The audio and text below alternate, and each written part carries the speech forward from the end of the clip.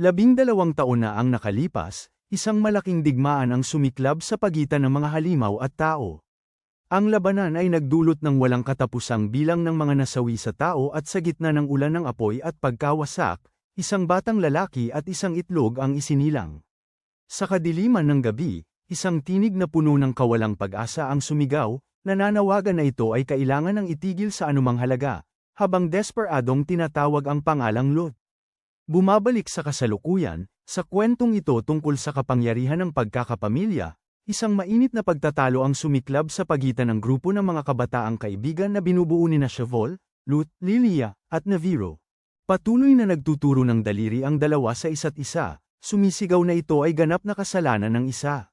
Sa pagkabigo, pinagsasabihan ni Lot si Naviro dahil sa patuloy nitong pag-uusap tungkol sa mga itlog ng halimaw habang ipinagbabawal ang sinuman na kumuha ng mga itlog mula sa kanilang mga pugad. Nakatayo sa tabi nila, nagsalita si Lilia, humihiling na itigil nila ang pagtatalo at magpasalamat na sila ay nailigtas. Agad na nagtalo sina Lot at Naviro nang sabay na hindi ito kasalanan nila, habang si Chevol ay may ngiti lamang habang inamin niyang talagang magkapareho ang dalawa. Habang mayabang na umuusok ang ilong, idineklara ni Naviro na muli niyang nararamdaman ang isang itlog na malapit lamang. Agad siyang pinagtawanan ni Lilia, sinabing paulit-ulit na lang ang sinasabi niya araw-araw ngunit hindi pa siya nakakahanap ng isa. Maingat na sinabi ni Chevol kay Lot na hindi niya kailangang maghanap ng itlog dahil bukas, sa seremonya ng pagkakaibigan, personal na ibibigay sa kanya ni punong bayan Amna ang isa. Gayunpaman, matigas na iginiit ni Lot na nais niyang matagpuan ang kanyang kauna-unahang itlog ng halimaw nang mag-isa upang makabuo siya ng ugnayan dito bilang isang sakay. Nauunawaan ang determinasyon ng kanilang kaibigan, si Lilia at Chevol ay nagkasundong manatili ng kaunti pang oras. Samantala, sa nayon, masiglang nagtuturo si Dan sa iba pang mga kandidato para sa pagsasakay. Maingat niyang ipinaliwanag na ang diwa ng pagiging isang sakay ay nakasalalay sa pagbuo ng ugnayan ng pagkakakapamilya sa kanilang halimaw na kasama. Nagsisimula ang lahat sa pagbuo ng itlog ng halimaw gamit ang isang mahalagang bagay na kilala bilang batong pagkakakapamilya. Bawat sakay ay tumatanggap ng mahalagang batong ito isang beses lamang sa kanilang buhay mula kay punong nayon Amna at dapat itong laging dalhin kasama nila. Isa sa mga estudyante ang nagtanong kay Dan kung bakit wala ang grupo ni Lot. Sa gubat, matigas ang ulo ni Naviro na nagsasabing na amoy pa rin niya ang isang itlog. Gayunpaman, nagsimula ng umuungal ng malakas ang kanyang tiyan dahil sa gutom, na nagdulot ng biglaang pagkawala ng lahat ng kanyang lakas. Naglabas si Lilia ng isang nakakapinsalang kabute, na nagpasimula kay Naviro na manginig sa takot, naniniwala na pipilitin siyang kumain muli ng isang kainahinalang bagay. Hindi pinansin si Naviro, na mahigpit na hawak ang kanyang paboritong donut, proudly sinabi ni Lilia na natagpuan niya ang isang pugad ng mga bubuyog at pinagsama ang pulot sa nakakapinsalang kabute upang lumikha ng isang instant na inuming pampalakas. Sinubukan niyang pilitin si Chevol na inumin ito, ngunit umatras ang bata sa takot. Habang nagugutom si Lot, agad niyang kinuha ito at ininom ang bawat patak. Ang epekto ng sumasabog na kabute ay napakabilis at nakabibighani na bigla siyang napuno ng sigla at labis na enerhiya. Masiglang sumigaw siya na mamamana siya ng itlog kaagad. Sa tiwala, pinangunahan ni Naviro ang buong grupo papasok sa mas malalim na bahagi ng gubat.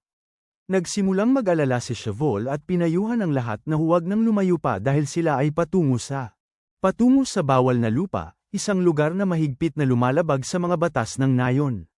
Natatakot siya na parehong mag-aalala at magagalit si Dan at ang kanyang ina. Sa nayon, napagtanto ni Dan na matagal nang wala si Lot at ang kanyang grupo at pinaghihinalaan niyang pumasok sila sa bawal na lupa. Pinag-usapan ni punong barangay Amna at Dan ang mga kamakailang kakaibang pangyayari matapos iulat ni Stone ang pagkakita ng mga piraso ng itim na damo na tumutubo sa gubat. Napagpasyahan ni Amna na ito ay isang masamang tanda. Sa kaloob-looban ng bawal na lupa, natuklasan ng grupo ni Lot ang isang misteryosong mural na naglalabas ng isang nagniningning na liwanag. Matigas ang ulo si Naviro na sinasabi na ito ay amoy ng isang halimaw at tiyak na may itlog doon. Bagaman itinatwa ito ni Lilia bilang wala kundi isang batong natatakpan ng lumot, nananatiling kumbinsido sina Lot at Naviro na ito ay talagang isang tunay na itlog ng halimaw. Gayunpaman, dahil hindi pa nila natanggap ang kanilang mga bato ng pagkakapamilya, Walang ideya si Lilia kung paano ito mapapisa. Sa kabilang banda, matibay ang paniniwala ni Lut na ang buhay na natutulog sa loob ay nais ng mapisa ngayon. Walang ibang pagpipilian, inutusan ni Lilia si Lut na magsagawa ng isang huwad na ritual ng pagpapisa gamit ang isang karaniwang bato. Malakas na inihayag ni Lut ang kanyang pangalan at taimtim na nanalangin para sa banal na bato na ay konekte siya sa natutulog na kaluluwa sa loob ng itlog bago niya ito utusan na magising. Walang nangyaring milagro na nagdulot ng pagkadismaya kay Lut habang nagpasya siyang maghintay hanggang bukas. Sa gulat ng lahat, biglang nagsimulang mabasag ang itlog. Isang apoy na wyvern, ang Rathalos na kilala bilang hari ng mga kalangitan, ay opisyal na isinilang sa kanilang harapan. Labis ang saya ni Lut at agad niyang pinangalanan nitong Idries kahit pa naguguluhan si Lilia sa pangalan. Bigla, si Naviro ay naguguluhan sa takot habang itinuturo ang nasa likuran nila. Sa simula, akala ng lahat ay nagbibiro siya, ngunit isang napakalaking Arzuros na halimaw na oso ang talagang lumitaw, umuungal ng nakakatakot sa kanila. Ang grupo ay nagpanik at nagkawatak-watak sa iba't ibang direksyon bago tuluyang matrap matapos sundan ang maling direksyon ni Naviro. Sa kabila ng panganib, matapang na humarap si Lut, inilalagay ang sarili sa harapan ng bagong isinilang na dragon upang protektahan ito. Agad namang umakyat si Lilies sa himpapawid at humihip ng apoy patungo sa Eos Hera, inililigtas ang kanyang master. Sa pinakakritikal na sandali, dumating si Dan. Itinuro niya na ang mabangis na Eos Hera ay hinahabol sila sa buong panahong ito dahil sa pugad ng mga pukyutan na dala ni Lut.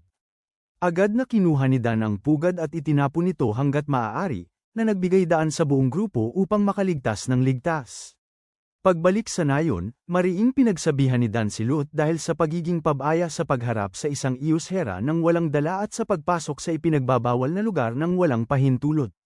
Gayunpaman, labis na nagulat ang punong nayon na si Amna na nagawa ni Lut na mapisa ang itlog ng walang gamit ang isang batong pagkakabuklod.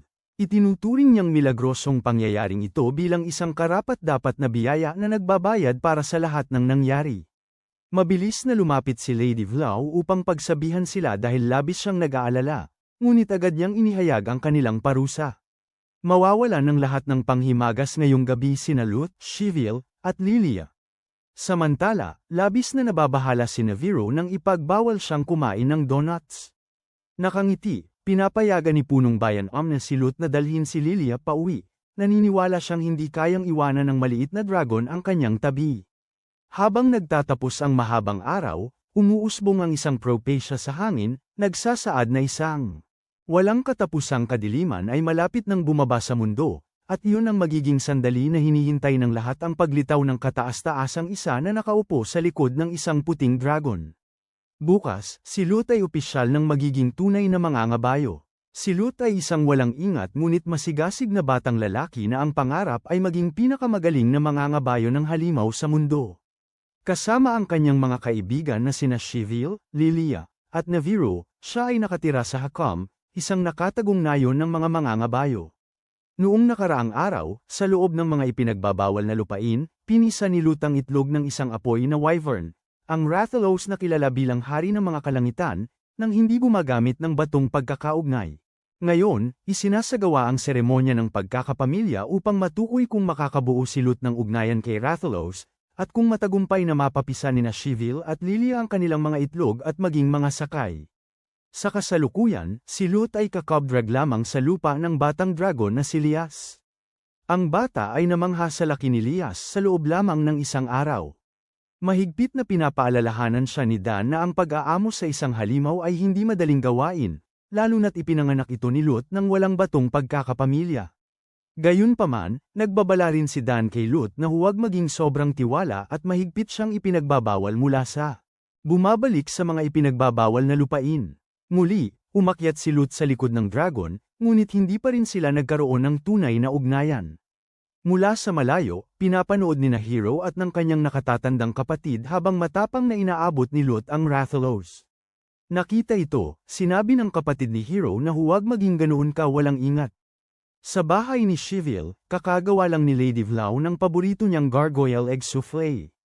Gayunpaman, lubos na nawala ng gana si Shivil dahil sa labis na nerbiyos tungkol sa seremonya. Biglang lumitaw si Lut at Caswall na tinikman ang bagong lutong souffle. Nakita ang nag-aalala na ekspresyon sa mukha ng kanyang kaibigan, pinatnubayan ni Lut si Shivil na tiyak na magiging isang rider siya dahil palagi niyang inaalagaan ang damdamin ng mga halimaw at taos-pusong nais na maunawaan ang mga ito. Ang taos-pusong salita ni Lut ay nagpapagaan sa pagkabahala ni Shivil, habang sinasamantala ni Naviro ang pagkakataon upang ubusin ang natitirang souffle, na nagpilit kay Lady Vlau na gumawa ng isa pang batch.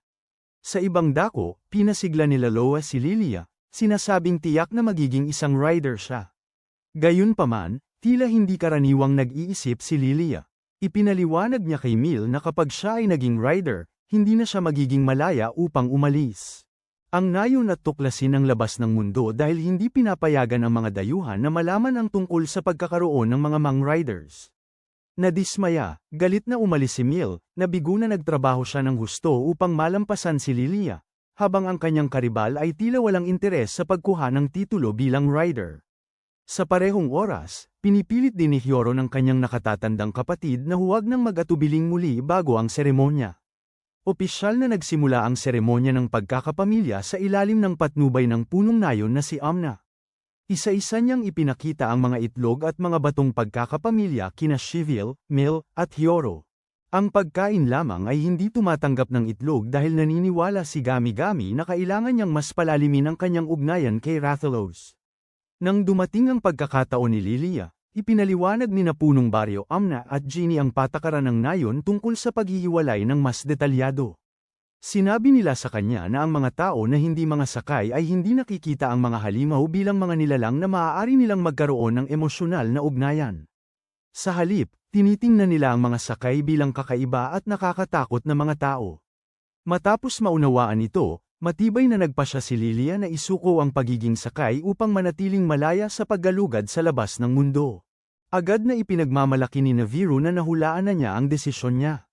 Pagkatapos, inutusan ng pinuno ng nayon ang lahat ng mga kandidato sa pagsakay na itaas ang kanilang mga batong pagkakapamilya sa ere at malakas na tawagin ang kanilang mga pangalan upang gisingin ang buhay na natutulog sa loob ng mga itlog. Sa tulong ng mga batong pagkakapamilya, matagumpay na napisa ni Mil ang isang Aptineth, habang tinanggap ni Hyoro ang isang Dasfango sa mundo.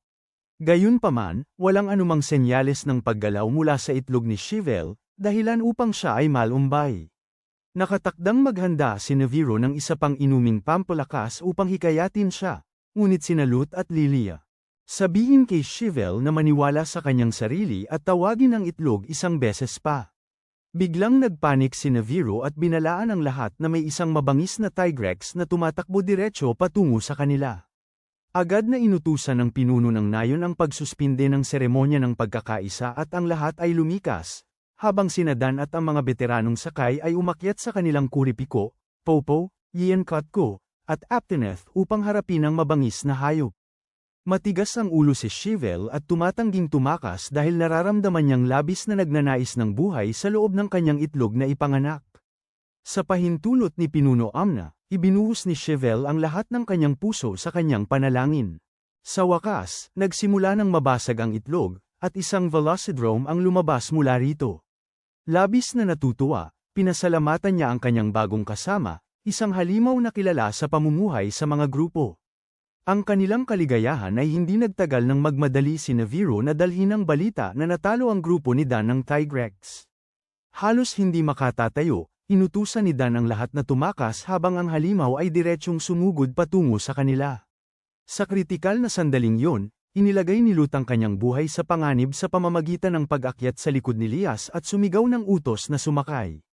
Ang dalawa ay lumipad ng mataas sa langit, nagliliyab ng maliwanag na liwanag habang pinapalabas nila ang isang pagkakaibigan. Atake. Ang kanilang nakakatakot na bilis ay nagpapalipad sa Tigrex pabalik, inililigtas ang lahat mula sa tiyak na kapahamakan. Bagaman nagrereklamo si Gami-Gami na ang isang atake ay hindi patunay ng tunay na ugnayan, ngumiti si Punong Bayan Amna ng may kasiyahan. Matapos makaligtas sa pagsubok ng magkasama, unti-unting pinatatag ng mga batang mangangabayo ang mga ugnayang mayroon sila sa kanilang mga halimaw. Mamaya, sa ilalim ng takip ng dilim, nag-aalala sina Punong Bayan Amna at Dan habang pinag-uusapan ang kakaibang hitsura ng Tigrex, Naniniwala silang ito ay isang senyales na may masamang puwersa na nagsisimula upang magising sa loob ng gubat. Sa wakas, binuksan ni Naviro ang kanyang ensiklopedya ng mga halimaw upang ipakilala ang apoy na wyvern na si Raphalos, isang halimaw na kayang humithit ng malalaking bola ng apoy at mahusay sa aerial na labanan, nagdadala ng makulay na yugto sa pagtatapos. Hindi nagtagal, isang nag-iisang manghuhuli at ang kanyang pusa na kasama, si Papola, ay dumating malapit sa lihim na nayon ng mga sakay sa hakam. Sa gitna ng mapayapang tanawin ng kalikasan, patuloy na nagrereklamo si Papola, pinapaalala sa manghuhuli ang kanyang misyon na hulihin ang Tigrex habang pinapuna siya dahil sa pagiging tamad. Bigla, isang alarma ang umuugong sa buong nayon, nag-aanunsyo ng pagdating ng isang estranghero. Habang nakasakay si Lut kay Leos sa kalangitan, agad niyang napansin ang kaguluhan. Si Naviro ay tumatakbo papunta sa kanya na may takot upang sabihin na may dumating na manghuhuli. Kahit na siya ay puno mula sa pagkain, labis pa rin ang kanyang pagkamausisa at kesab-ika na makita kung ano ang itsura ng isang manghuhuli. Ang pagdating ni Roberto ay nagdulot ng takot sa mga veteranong sakay tulad ni Gimagami at Dan. Mabilis nilang inutusan ang lahat ng mga taga-nayon na kumilos ng natural hanggat maaari upang upang itago ang pagkakaroon ng mga sakay. Mabilis na umuwi si Gyro at mahigpit na isinara ang bawat bintana. Bumili si Roberto ng mga halamang gamot mula sa isang matandang babae at nagtanong kung may nangyaring kakaiba kamakailan. Ang tanging sagot na natanggap niya ay may dos fango na kamakailan lamang ay umapak sa mga bukirin ng iba. Habang naglalakad si Roberto sa nayon, hindi sinasadyang nabangga ni Papola si Naviro. Agad silang nagsimula ng pagtatalo matapos ipakita ni Naviro ang kanyang sarili bilang isang kahangahangang pusa, ngunit tinukso naman siya ni Papola tungkol sa kanyang malaking ulo at kakaibang itsura. Mukha. Sa huli, umalis si Naviro upang ipagpatuloy ang paghahanap sa manghuhuli, habang sinundan siya ni Papola na may inis. Samantala, sa loob ng bahay ng pinuno ng nayon, nag-aalala sina Ana at Dan na pinag-uusapan kung paano mapoprotektahan ang lihim ng nayon. Napagpasyahan nilang dapat agad na pakawalan ng nahuling Tigrex upang hindi matuklasan ng manghuhuli ang pagkakaroon ng mga sakay. Sa puntong ito, natagpuan na ni Lut si Roberto, ngunit nabigo siya dahil hindi kasing laki at nakakatakot ang manghuhuli gaya ng kanyang inaasahan. Ipinakita ni Roberto kay Lut ang kanyang Tigrex na Great Sword. Sa kanyang inosenteng paraan, tinanong ni Lut kung ano ang iniisip ng mga halimaw tungkol sa mga mangangaso, na nagulat kay Roberto na ang isang batang lalaki ay interesado sa damdamin ng mga halimaw. Kaagad pagkatapos nilang magpakilala, dumating si Naviro at bastos na tinawag si Roberto na mukhang hindi maayos, habang si Papola ay sumunod sa kanila sa halos parehong oras. Hindi nagtagal, dumating si Cheville upang sabihin kay Lut na ang pinuno ng nayon ay may kagyat na nais ipaalam sa kanya. Gumamit si Amna, ang pinuno ng nayon, ng pain upang akitin ang Tigrex pabalik sa ligaya bago ipaliwanag kay Lut ng grupo na hindi natural na nakatira ang Tigrex sa kagubatang ito. Kaya't ang pagbabalik ng mga halimaw na naligaw sa maling tirahan ay isa sa mga responsibilidad ng isang sakay. Agad na nagsimula ang Tigrex na maglakbay patungo sa snow-covered na rehiyon ng Darge. Nagpasya si Dan na samahan nito roon, habang si Lut, Naviro, at ang iba pa ay paulit-ulit na humihiling na makasama siya upang makakuha ng karanasan. Ang kanilang paglalakbay ay nagdala sa kanila lampas sa hangganan ng kanilang nayon at papunta sa nagyayelong lupain ng Darge. Nang bumaba ang gabi, umalis si Dan upang mag-scout sa paligid, habang ang grupo ni Lut ay mag-set up ng kampo. Sama-sama, tinatangkilik nila ang masarap na hapunan na inihanda ni Lady Vlau, kabilang ang paboritong gargoyle egg soufflé ni Cheville at maanghang na stir-fried na karne ng moss wine para kay Lut. Nang maglaon ng gabi, sobrang excited sina Lut, Lilia, at Cheville na makatulog, puno ng saya sa kanilang kauna-unahang paglalakbay sa labas ng mundo. Ibinahagi ni Lilia ang kanyang pangarap na malayang tuklasin ang mga halaman at halimaw sa mundo, habang si Lut ay nananatiling determinado na maging pinakamagaling na monster rider sa lahat ng panahon. Nagbibigay suporta sila sa isa't isa at nangangako na gagawin nilang realidad ang kanilang mga pangarap. Kinabukasan, nagpatuloy ang grupo sa kanilang paglalakbay sa mas malalim na bahagi ng snowy na rehiyon, kung saan nakita nila ang isang kawan ng popo. Walang tigil na nagrereklamo si Naviro tungkol sa matinding lamig, kaya't kumuha si Lilia ng ilang maanghang na sili at bitterbugs at pinagsama ito upang makagawa ng mainit na inumin. Nagkunot ng noo sina Lot at Naviro sa napakamapait nitong lasa, ngunit ilang sandali lamang ay agad nilang naramdaman ang init na kumakalat sa kanilang mga katawan at muling nakuha ang kanilang lakas. Inanunsyo ni Dan na matagumpay nilang natapos ang kanilang misyon dahil bumalik na ang Tigrex sa tamang tirahan nito sa mga bundok. Ngunit, isang kakaibang ugong ang biglang umuukit sa lugar, at ang parehong Tigrex ay biglang tumatakbo pabalik sa bundok na may labis na takot. Inutusan ni Dan si Lot at ang iba pa na harangan ang daraanan nito at itulak itong pabalik sa bundok, ngunit impulsibong sumakay si Lot kay Leos at lumipad ng diretsyo patungo sa halimaw. Agad na sinugod ng Tigrex si Lot upang atakihin siya. Sa sandaling malapit nang mangyari ang kapahamakan, lumitaw si Reverdo at inswings ang kanyang malaking espada, pinigilan ang mabangis na hayop sa kanyang pag-usad. Desperadong nakiusap si Lot kay Reverdo na huminto dahil nais lamang ng Tigrex na makabalik sa bundok. Ngunit hindi siya pinansin ni Reverdo at mabilis na tinapos ang pangangaso sa pamamagitan ng pagpapaalis sa halimaw. Pagkatapos, humarap siya kay Lot upang pag-alitan ito, sinasabing mawawalan siya ng buhay kung hindi siya nakialam. Ipinaliwanag ng mga ngaso na maraming kakaibang pangyayari ang nagaganap kamakailan sa tuktok ng nagyayelong bundok, na nagiging sanhi ng pagpanik at pagtakas ng mga halimaw sa ibang mga rehiyon.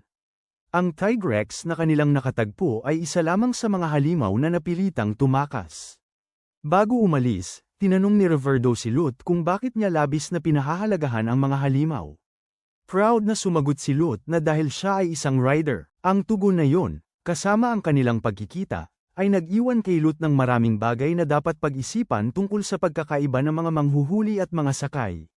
Nagtatapos ang episode sa ensiklopedya ng mga halimaw ni Naviro, na nagpapakilala sa makapangyarihang Tigrex, ang umaatungal na wyvern, isang halimaw na may napakalakas na mga binti na nagpapahintulot dito na tumakbo ng napakabilis sa lupa. Matapos ang kanilang unang paglalakbay sa labas ng nayon upang ibalik ang Tigrex sa nagyayelong bundok at ang kanilang pagkikita sa isang manghuhuli, bumalik ang grupo sa bahay na may maraming iniisip. Matatag na inihayag ni Punong Bayan Amna na ipagpapatuloy na ngayon ang hindi natapos na seremonya ng pagkakapamilya.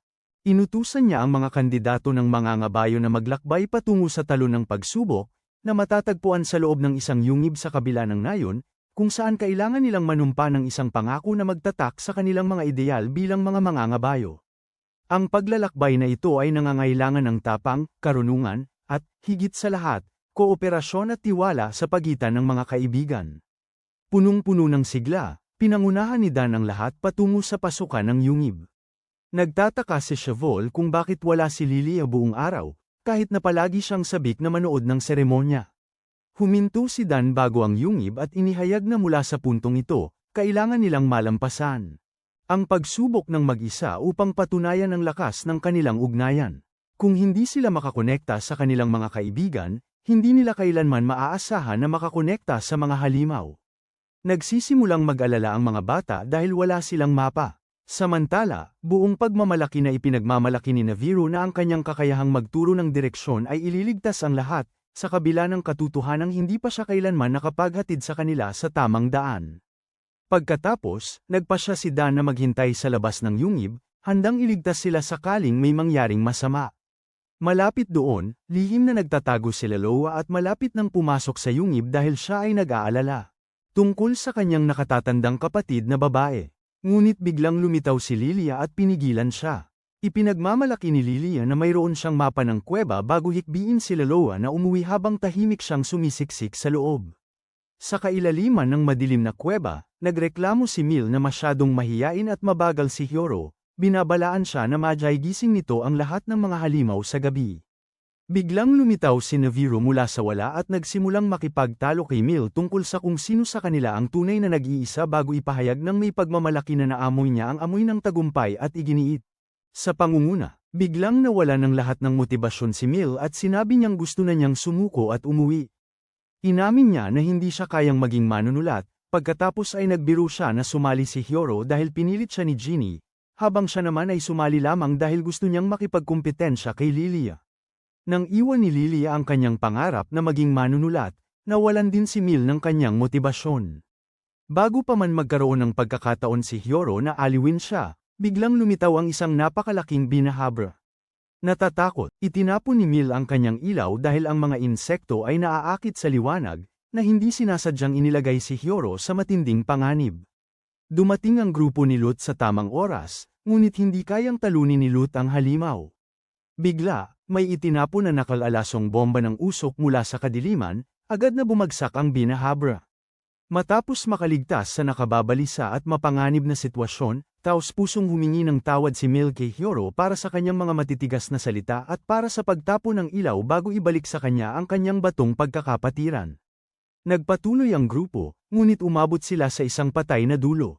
Habang unti-unting nawawala ang pag-asa ng lahat, maingat na napansin ni Shivel ang isang kawan ng mga alitaptap na lumilipad sa itaas at napagtanto na ang tunay na daan ay nasa ibabaw ng bangin, ipinapakita ang kanyang mahusay na kakayahan sa pag-akyat.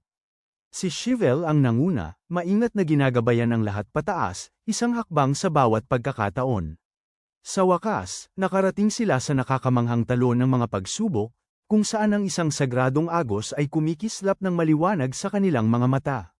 Sa talon ng mga pagsubok, nangako si Mil na siya ay magiging isang mangangabayo na laging handang tumulong sa kanyang mga kaibigan sa oras ng kagipitan.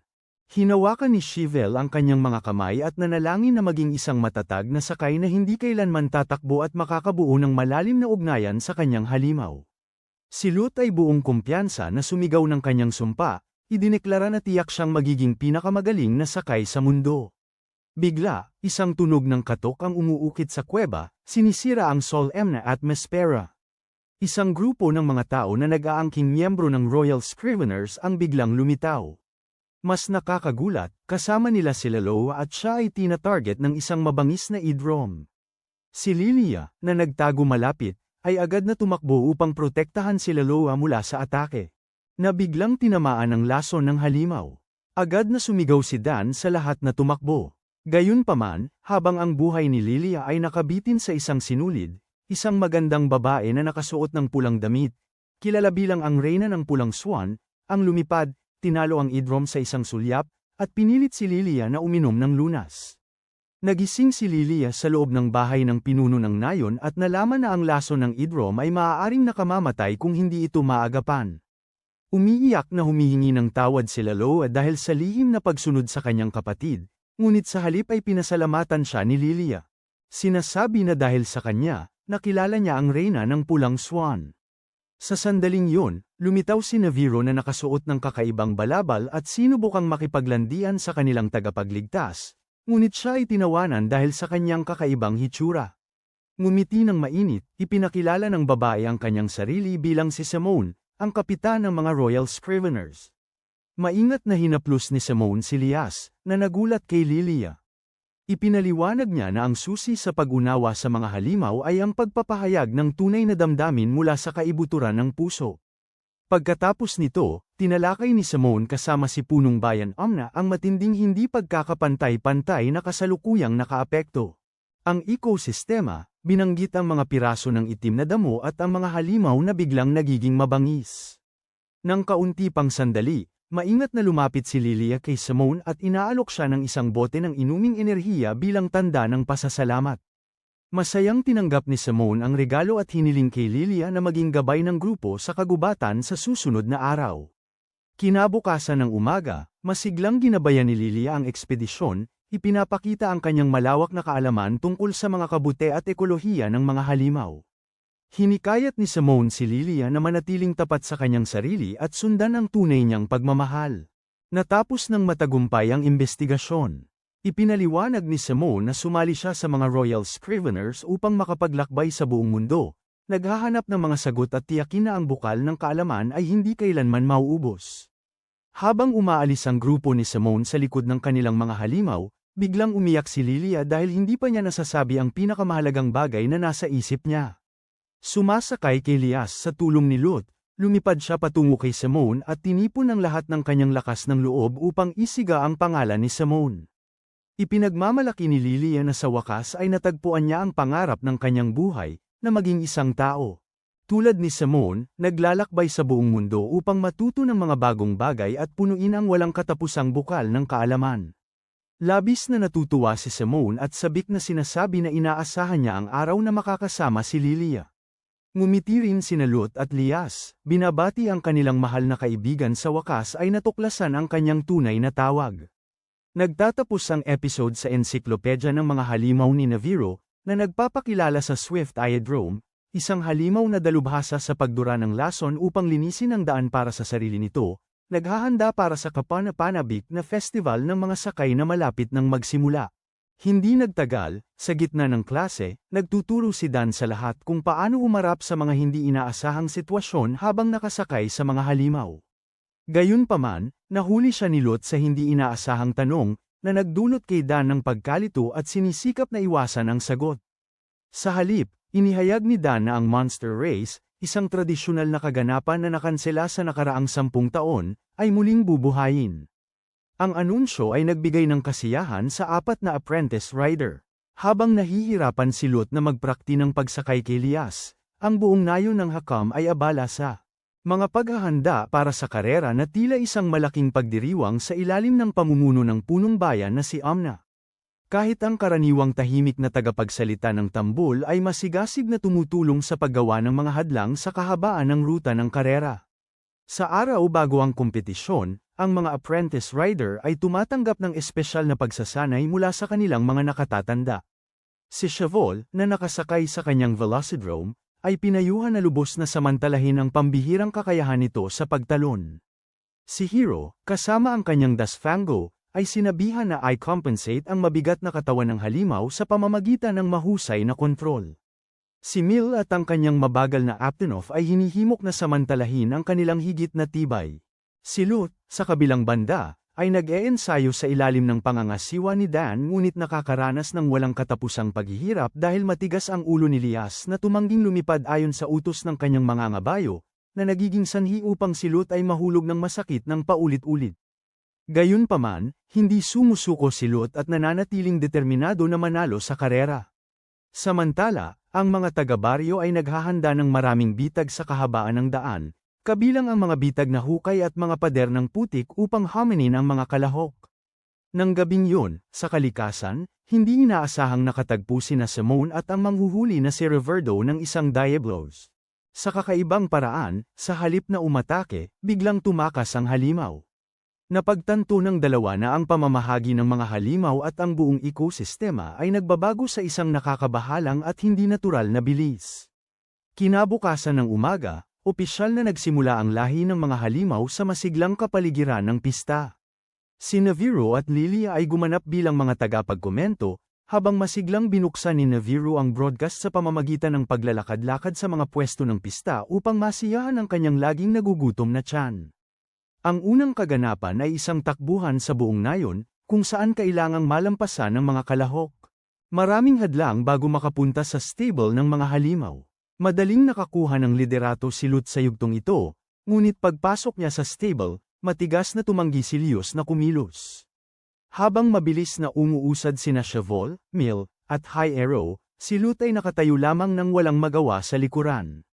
Ang karera ay umaabot hanggang sa tuktok ng bundok de Capo, kung saan kailangan ng mga kalahok na hanapin at kunin ang nag-iisang bihirang Nakal-Alasong kabute bago bumalik sa finish line, at ang unang makabalik ang ideklara bilang panalo. Sa kagubatan ng kabute, sa wakas ay nahabol ni Lot ang kanyang mga kaibigan, ngunit bigla silang nakatagpo ng isang kakaibang pink na halimaw, isang Kong-O-Lala na abala sa pag-ubos ng mga kabute. Ang halimaw, na may masangsang na amoy, ay umatake sa grupo. Sa gitna ng kaguluhan, ang takot na si High Arrow ay sumakay sa kanyang Dasfango at tumakas, pinipilit si Chevol na magmadali at makipaglaban upang protektahan si Mil. Sinubukan ni Lot na ilihis ang atensyon ng Kong-O-Lala upang mailigtas si Chevol, ngunit nabigo at siya ay nahagis. Sa sandaling yun, nakakuha si Chevol ng huling bihirang Nakal-Alasong kabute, at pinabilis ni Lot ang kanyang pagbabalik sa finish line upang ipagpatuloy ang karera. Justo sa oras, dumating si Dan at naghagis ng deodorizing bomb upang palayasin ang halimaw at iligtas si Lot. Hindi sumusuko, ibinuhos ni Lot ang lahat ng kanyang pananampalataya sa pagtawag sa pangalan ni Lios, at sa wakas, iniunat ng batang dragon ang kanyang mga pakpak at dinala si Lot na lumipad patungo sa langit upang habulin ang iba. Sa linya ng pagtatapos, napaka-tense ng atmosfera. Ang mga manunood ay kumbinsido na si High Arrow ang makakakuha ng unang pwesto habang bahagya siyang umabante kay Shavol. Ngunit bigla na lamang bumagsak si Lut at Luz mula sa langit at tumama ng diretsyo sa linya ng pagtatapos. Linya. Gayunpaman, hindi ito isang magarang paglapag, kundi si Luz na bumagsak ng patuwad sa lupa sa isang ganap na malayang pagbagsak. Sa kabila nito, si Lut ay nakatawid pa rin sa finish line bilang unang nakatapos, na nag-iwan sa lahat ng labis na nagulat. Bagamat si High Arrow ay nagtapos sa pangalawang pwesto, siya ay mahigpit na pinagsabihan ng kanyang nakatatandang kapatid, si Ginny, dahil iniwan ang kanyang mga kaibigan sa panganib at tumakas. Maingat na pinapakalma ni Lul si High Arrow at itinuturo na ang batang iyon ay simpleng sumusubok na tapusin ang karera. Sabik na hinihintay ni Lut ang napakalaking premyo para sa nagwagi, ngunit ang pinuno ng nayon na si Ama at Gimagami na awkward na ipinapasa ang responsibilidad pabalik-balik dahil tuluyan nilang nakalimutan na maghanda ng premyo. Sa huli, biglang idineklara ng pinuno ng nayon na ang gantimpala ay ang karapatang maging pinuno ng nayon sa loob ng isang araw, na nag-iwan kay Lut na umiiyak sa pagkadismaya habang lahat ay napapahagikjek. Nagtatapos ang kwento sa encyclopedia ng mga halimaw ni Naviro, na nagpapakilala sa halimaw na kung Olala, isang halimaw na may napakalaking gana at dalubhasa sa pagkain ng mga kabute at pagdaig sa kanyang mga kalaban sa pamamagitan ng pagpapalabas ng sobrang mabahong utot. Nagsimula ang susunod na araw kay Lut, Lilia, Shavol, Naviro, at maliit na lalowa na naglalakad-lakad sa paligid ng nayon. Sabik silang nag-uusap tungkol sa kung ano ang bibilhin nila kung mayroon silang 500 zeni, isang halaga na katumbas ng pinakamahal na mga item na ibinibenta sa tindahan. Nananabik si Laloa na bumili ng bagong damit. Si Naviro ay hindi makaisip kundi tungkol sa isang bundok ng donuts. Gusto ni Lilia na bumili ng isang pambihirang gabay na aklat. Umaasa si Shavol na makabili ng bagong palayok para sa kanyang ina, habang hindi makapagpasya si Lut sa lahat ng masasarap na pagkain. Sa wakas, ibinunyag ni Lilia na ang mamahaling item na nagkakahalaga ng 500 zeni ay talagang isang ginto. Itlog, o sa simpleng salita, isang espesyal na itlog. Kinabukasan, lihim na pumasok si Shavol sa gubat upang maghanap ng gintong itlog dahil alam niyang ang mga ibon na gargoyle ay paminsan-minsan lamang naglalagay ng mga napakahalagang itlog na ito. Sa kanyang paglalakad, nakatagpo siya kay Lut, na masigasig na nagsasanay na gayahin ang sigaw ng isang gargoyle upang hikayatin silang maglatag ng mga itlog.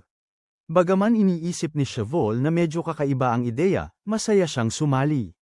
Habang ang dalawang bata ay umaawit, gargoyle, gargoyle, biglang lumitaw si Naviro na may dalang malaking bonten ng mga donut at inihahayag na ang tunay na paraan upang makapaglay ng gintong itlog ang isang gargoyle ay takutin nito.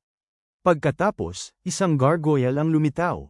Habang si Shavol ay handang subukang takutin ito, hindi sinasadyang nahulog ni Naviro ang lahat ng kanyang donut at naglabas ng isang desperadong sigaw, na nagulat sa ibon at nagdulot upang makapaglay ito ng itlog. Sa kasamaang palad, ito ay isang ordinaryong itlog lamang. Pinapilit ng dalawang bata si Naviro na hanapin ang huling donut na nahulog, at habang natagpuan ni Naviro ang donut, hindi sinasadyang natuklasan ni Lut ang isang gintong itlog na nakahiga malapit. Labis na tuwang-tuwa sa pagkakatagpo ng gintong itlog, bumalik si Lut patungo sa nayon.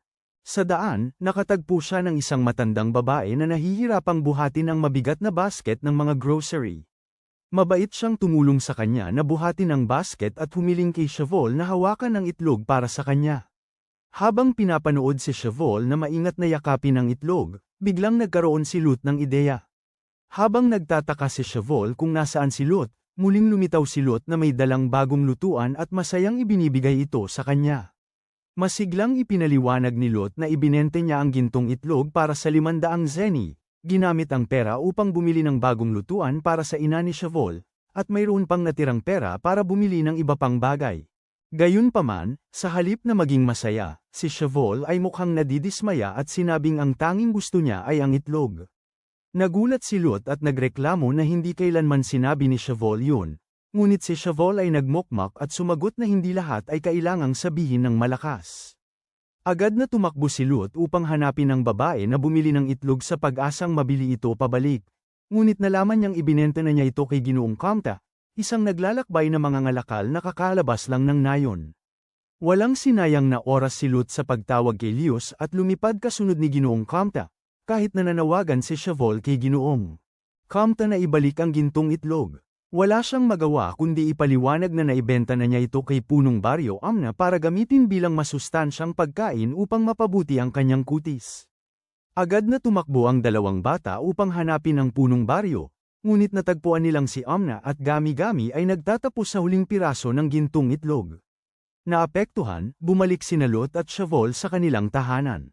Paulit-ulit na tinatanong ni Lut si Shavol kung ano talaga ang dahilan kung bakit siya labis na nagnanais ng gintong itlog, ngunit matigas pa ring nananatiling tahimik si Shavol. Nadismaya sa saloobin ng kanyang kaibigan, umiinip si Lut, tumawag kay Leos, at lumipad pa uwi, iniiwan si Shavol sa likod. Sa bahay ni Shavol, aksidenteng naipahayag ni Lilia kay Lut ang tunay na dahilan kung bakit nais ni Shavol ang gintong itlog. Ipinaliwanag niya na matagal nang pinaplano ni Shavol na hilingin sa kanyang ina na gumawa ng pinakamagandang gintong itlog souffle lalo na para kay Lut, upang makapag-enjoy siya ng masarap na pagkain hanggang sa kanyang kalooban. Pagkarinig sa katotohanan, si Lut ay nahahabag sa kanyang sariling kawalang isip, habang pinagsasabihan siya ni Lilia dahil sa pagiging walang pakialam. Kasabay nito, umuwi si Shavol at malungkot na sinabi sa kanyang ina na hindi niya mahanap isang gintong itlog. Maingat na pinapakalma ni Shavol ang kanyang ina dahil alam niyang napaka-espesyal ng araw na ito. Matapos malaman ang katotohanan, nagmadaling tumakbo si Lut sa bawal na gubat ng mag-isa, determinado na makahanap ng isa pang gintong itlog kahit ano paman. Nang marinig ito ni Shavol, siya ay nagpanik at agad na sinundan siya. Sa kailaliman ng gubat, isang grupo ng mga magnanakaw na milink ang nagnakaw ng gintong itlog na bagong natagpuan ni Lut. Walang ingat na hinabol ni Lut ang mga ito upang mabawi ito, ngunit nahulog siya sa gilid ng isang bangin. Sa kabutihang palad, dumating si Shavol sa tamang oras at nahawakan ang kamay ni Lut. Ang pinagsamang timbang ng dalawang bata ay labis na mabigat, at nagsisimula ng mawala ni Shavol ang kanyang pagkakahawak. Mas pipiliin ni Lut na bitawan ang kamay ni Shavol upang iligtas ang kanyang kaibigan kaysa pakawalan ang gintong itlog. Sa huling sandali, habang ang kanilang mga buhay ay nakabitin sa isang sinulid, dumapo si Leos at nahuli sila, iniligtas sila mula sa tiyak na kamatayan.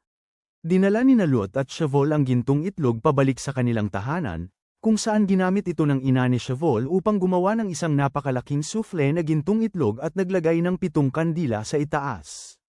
Nagulat si Lut dahil siya ay 12 taong gulang na, ngunit ipinaliwanag ni Shavol na ang 7.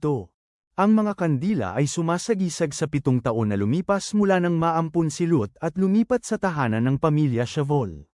Labis na nahabag, pinatay ni Lut ang mga kandila at tinamasa ang pinaka-espesyal na regalo sa kaarawan na natanggap niya.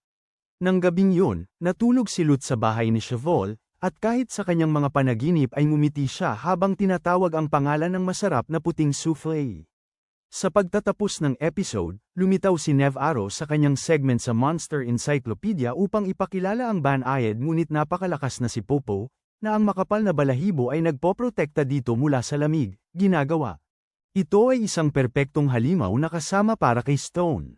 Nagsisimula ang bagong araw na si Lut ay nakasakay kay Leos nang biglang magwala ang batang dragon, lumilipad ng walang direksyon at tumatangging sumunod, na nagdulot ng panik kay Lut. Si Dan ay nahirapang kalmayan si Leos sa loob ng ilang sandali bago niya ito napakalma at natuklasan na ang dahilan ay isang bilang ng mga magagaspang na guhit na ginawa gamit ang tinta na nakadikit sa likod ng dragon. Habang agad na bumagsak ang suspetsa ng lahat kay Naviro, dumating si Genie kasama ang mga kambal na Comte, sina Denden at Linlin, ang tunay na utak sa likod ng biro. Si Dan ay mahigpit na nagbabala sa dalawang bata na huwag tratuhin ang mga halimaw bilang mga laruan, ngunit wala silang anumang pagsisisi at kahit na sumagot pa ng may katigasan. Nang mapagtanto ni Lilia na nalulungkot sina Denden at Linlin dahil matagal nang wala ang kanilang mga magulang, nagpasya siyang maghanda ng espesyal na inuming enerhiya bilang tanda ng pagkakasundo. Nang dalhin niya ang inumin sa tahanan ng Comte, tinikman ng kambal ito at namangha dahil lasa ito tulad ng inuming palaging ginagawa ng kanilang ina.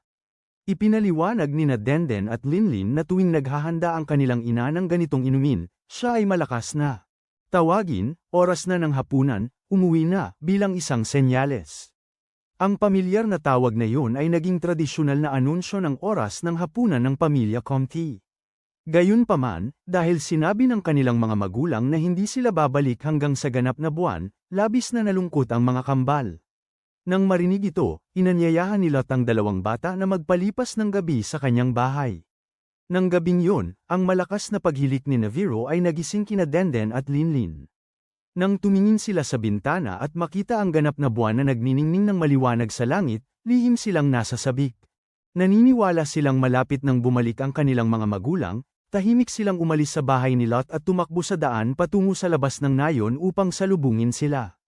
Nang magising si Naviro at mapagtanto na nawala ang mga kambal, agad na ipinaalam ni Lilia at Chevelle ang nangyari sa lahat. Nakaramdam ng pagkakasala dahil sa sobrang pagtulog, nagpasya si Lot na tawagan si Leos at umalis kasama si Naviro upang hanapin ang gubat. Samantala, habang naglalakad sina Denden at Linlin sa madilim na kagubatan, nakita sila ng isang mabangis na jeep Seros, isang ibon na wyvern na naaakit sa makinang na bagay, matapos mag-reflect ang ilaw mula sa ang hairpin ni Linlin. Sa sandaling ang jeep Seros ay handang umatake, dumating sina Lot at Leos sa tamang oras. Mabilis na ginagabayan si Leos, pinapabula ni Lot ang batang dragon na magbuga ng isang bola ng apoy na nagtaboy sa halimaw at nagligtas sa dalawang bata. Bagaman lahat ay ligtas, agad na napagtanto ng grupo na sila ay naligaw sa malawak na gubat na napapalibutan ng makapal na ulap. Naalala ang senyales ng pamilya Comte tuwing oras ng hapunan, nagkaroon si Lot ng isang matapang na ideya. Hiniling niya kay Leos na lumipad ng mataas sa langit at maglabas ng isang napakalaking haligi ng apoy na nagbibigay liwanag. Umaabot sa buong kalangitan bilang isang natatanging senyales ng panganib. Tulad ng inaasahan niya, si Dan, na naghahanap malapit, ay nakakita ng mga apoy at nagmadaling pumunta upang iligtas sila. Gayunpaman, si Dan mismo ay naligaw din dahil natakpan ng mga ulap ang buwan, na nagpapahirap sa kanya na matukoy ang tamang direksyon. Habang nag-aalala ang lahat kung paano sila makakabalik sa nayon, biglang lumitaw ang isa pang napakalaking apoy sa di kalayuan. Ito ay si punong barangay ama at ang mga taga-nayon, na nagsindi ng malaking bonfire bilang senyales upang gabayan ang grupo pauwi. Ipinaliwanag ni Dan na ang tawag ng ina ni Denden sa oras ng hapunan ay unti-unting kumalat at naging pamilyar na senyales na ginagamit ng lahat sa Hakam Village upang tawagin ang isa't isa, parang isang malaking pamilya. Sumunod sa liwanag, nakabalik ng ligtas sa nayon ang grupo ni Lot at Dan, kung saan mainit silang tinanggap ng lahat. Ilang sandali lamang ang lumipas, dalawang pamilyar na anyo ang lumitaw sa pasukan ng nayon. Wala silang iba kundi sina Ginoo at Ginang Comte, ang mga talentadong negosyante na sa wakas ay nakabalik na sa kanilang tahanan matapos ang mahabang paglalakbay. Sa labis na kasiyahan, nagmadali sina Denden at Linlin at tumalon patungo sa kanilang mga magulang. Mga braso, sila ay sinalubong ng isang ngiti at ang kanyang mga kaibigan ay masayang nakangiti habang pinapanood ang muling pagkikita ng pamilya Comte. Nagtatapos ang episode sa Monster Encyclopedia ni Naviro, na nagpakilala sa Jeep Ceres, isang ibon na wyvern na dalubhasa sa pagdura ng lason at paggawa ng nakakasilaw na liwanag, habang mayroon ding partikular na pagkagusto sa mga makinang na bagay tulad ng hairpin ni Linlin. Hindi nagtagal, biglang naging mas masigla ang Hakam Village kaysa dati habang si Lot ay nagulat na siya ay mas malaki kaysa sinuman na dumating sa Comte Storm Village. Napansin na ni Naviro ang kanyang presensya. Tiyak na lilipas ang oras kung siya ay handa at makakakuha ng inaasahan mula sa kanya. Naghahanap siya ng mga pagkakataon upang lapitan si Mocha at masigasig na nag-aalok ng tulong sa kanya. Napansin ni Mocha na ang mga bigete ni Naviro ay tila kakaiba, ngunit napaka-cool din, na labis na nagpapasaya sa kanya. Nang matuklasan ni Lot, Lilia, at Chevelle ang nararamdaman ni Naviro, hayagang inamin ito ng pusa at tiwala niyang idineklara na ito ang tanging tunay na pag-ibig sa kanyang buhay. Pinuri ni Pink si Lilia para sa kanyang likas na talento sa negosyo at inanyayahan pa siyang magtrabaho ng part-time, na labis na ikinagalak ni Lilia. Habang tumutulong kay Mocha, tinanong siya ni Naviro tungkol sa kanyang buhay. Ipinaliwanag ni Mocha na kahit na nasisiyahan siya sa kanyang kasalukuyang trabaho, ang patuloy na paglalakbay mula sa isang lugar patungo sa iba ay labis niyang pinapangarap ang kanyang tahanan at bayan. Ang kanyang taos-pusong pagsisiwalat ay nagpapaalala kay Naviro ng kanyang sariling nakaraan. Bilang isang ulilang pusa, wala siyang alaala kung saan siya ipinanganak, at walang tunay na konsepto kung ano ang kanyang bayan. Mula nang ibahagi ni Lut ang kalahati ng kanyang donut sa kanya at bigyan siya ng matutuluyan, si Naviru ay itinuturing na pamilya si Lut. Maingat na ipinaliwanag ni Lut na ang tahanan ay hindi palaging lugar kung saan ka ipinanganak, kundi ang lugar kung nasaan ang mga taong mahal mo. Ang mga salitang iyon ay malalim na yumantig sa puso ni Naviru, na nagdala sa kanya upang magpasya na siya ay maglalakbay kasama si Mocha, tutulungan siya sa kanyang trabaho, at poprotektahan ang kanyang magandang ngiti. Matapos ang lahat, inihayag ni Naviru sa lahat na siya ay umaalis sa nayon upang sumama sa karaban ng mga ngalakal ni Pink. Nagulat sina Lut, Lilia, at Chevelle, ngunit ipinaliwanag ni Naviru na siya ay isang naglalakbay. At hindi maaaring manatili sa isang lugar magpakailanman. Hinihiling niya na samahan siya ng mga ngiti sa halip na luha dahil nais niyang itago lamang ang pinakamasayang alaala. Kinabukasan ng hapon, habang naghahanda ang karavang pangkalakal na umalis, inatasan ni Dan si Nal na samahan at protektahan sila sa paglalakbay sa mga bundok. Dumating din ang grupo ni Lut upang batiin si Naviru. Habang sinusubukan ni Naviru na maging malamig at pigilin ang kanyang emosyon, si Lut, Lilia, at Chevelle ay simpleng ngumiti ng maliwanag at kumaway ng palm tulad ng kanyang hiling. Nang makita ito, nagalit at nabigo si Naviru, naniniwalang talagang walang pakialam ang kanyang mga kaibigan. At hindi man lang nalungkot sa kanyang pag-alis. Gayunpaman, sa sandaling mawala na sa paningin ang caravan, agad na hinabol ng grupo ni Lut ang mga ito. Sakay kay Lius, inilunsad ni Lut ang tinatawag niyang Operation Naviru G, isang nakakatawang plano na ginawa niya sa pagkakataon. Ngunit aksidenteng nagdulot ito kay Lius na hamiip ng apoy at harangan ang daraanan ng caravan. Nang si Naviru ay nandoon pa rin sa pagkabigla, tumakbo si Lut at ipinaliwanag na kahit ipinangako niyang ngumiti, hindi niya kayang hayaang umalis ang kanyang pinakamalapit na kaibigan. Gusto niyang manatili si Naviru dahil si Hakam ang kanyang tahanan. Lubos na nahabag, si Naviru ay napaiyak, ngunit matigas pa rin ang kanyang desisyon na sundan ang tawag ng pag-ibig. Sa sandaling yun, mahinahong tinanggihan ni Mocha ang nararamdaman ni Naviru. Sinabi niya na bagaman labis siyang nagmamalasakit sa kanya, ayaw niyang sirain ang mahalagang pagkakaibigan sa pagitan nila ni Lut. Bukod dito, mayroon na siyang kasintahan na naghihintay sa kanya sa kanyang bayan. Ganap na nabasag ang puso ni Naviru, ngunit nauunawaan niyang hindi niya maaaring pilitin ang sinuman na ibalik ang kanyang nararamdaman. Pagkatapos ay nagpatuloy sina Pink at Mocha sa kanilang paglalakbay, umaasang mananatiling buo ang Hakam Village. Puno ng buhay at kaligayahan. Ang eksena ay lumilipat sa isang lihim na laboratorio, kung saan isang misteryosong grupo ng mga tao ang nagsasagawa ng malupit na eksperimento sa mga halimaw bilang bahagi ng isang plano upang samantalahin ang mga pagbabagong nagaganap sa ekosistema. Sa Hakam Village, si Naviru ay patuloy na nalulumbay matapos siyang tanggihan. Nais ni Lilia na maghanda ng inuming pampalakas para sa kanya. Ngunit dumating si Cheval's mother sa tamang oras na may dalang platito ng sariwang lutong mainit na donuts. Ang pamilyar na amoy ay agad na nagpasigla sa mga instinct ni Naviru, dahilan upang makalimutan niya ang lahat ng kanyang kalungkutan at masayang sumayaw muli. Nang magising, napagtanto ni Naviru na totoo ang sinabi ni Mocha na ang Hakam Village at ang mga kaibigan niya roon ay tunay niyang pamilya. Sa pagtatapos ng episode, lumabas si Naviru sa kanyang Monster Encyclopedia segment upang ipakilala ang Bulldrome, isang napakalaki at labis na matapang na ligaw na baboy ramo na akmang-akma bilang kasama ni Stone. Nagsimula ang episode sa pagdidirekta ni Dan sa mga apprentice riders upang isagawa ang kanilang pagsasanay ng may pinakamataas na antas ng dedikasyon. Habang abala ang lahat sa pag-aalaga ng kanilang mga halimaw, muling nahirapan si Lut kay Leos. Dahil ang batang dragon ay matigas ang ulo at tumatangging makipagtulungan habang sinusubukan ni Lut na paliguan ito. Ang matigas na pag-uugali ni Leos ay nagdudulot kay Dan ng pag-aalinlangan kung lahat ba ng Leolios ay ganito kahirap pakisamahan. Opisyal na nagsisimula ang pagsasanay sa isang ehersisyo kung saan kailangan ng lahat na magpanggap na maingat na nagdadala ng isang itlog upang mapaunlad ang pag-iingat at atensyon. Habang pinapanood si Lut na nahihirapan, iminungkahi ni Ginny na bigyan siya ng ibang halimaw na mas madaling sanayin. Ngunit agad itong tinanggihan ni Dan. Napansin ni Dan na si Lut ay kasing matigas at pabaya tulad ng isang matandang kaibigan niya noon. Ang susunod na ehersisyo ay ang pag-akyat sa Moscow Hill, kung saan paulit-ulit na sumisigaw si Dan ang kanyang paboritong slogan, "Peak Performance", upang hikayatin ang lahat. Gayunpaman, mabilis na nagiging kaguluhan ang sesyon ng pagsasanay habang naglalakad si Mil ng mag-isa upang mangolekta ng bihirang Glumgrass.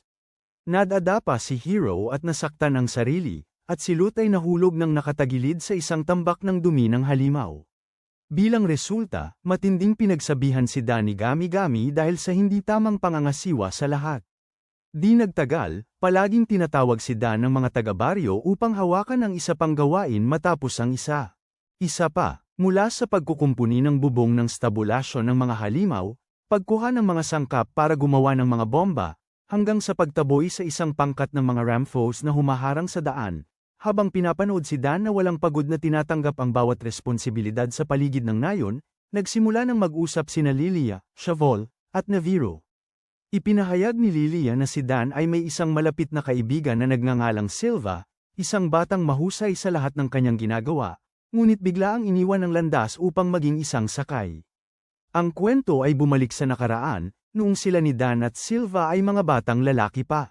Nakatayo sa ibabaw ng isang ipinagbabawal na bangin, masiglang tinitingnan ni Silva ang malawak na dagat at nagtataka kung ano ang tunog ng mga alon ng karagatan.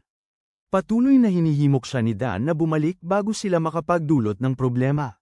Sa isang karera pabalik sa nayon, walang kahirap-hirap na nalampasan ni Silva si Dan at buong pagmamalaki niyang inuulit ang kanyang tanyag na kasabihan, "Peak Performance", isang araw bago ang ritual ng pagkamag-anak.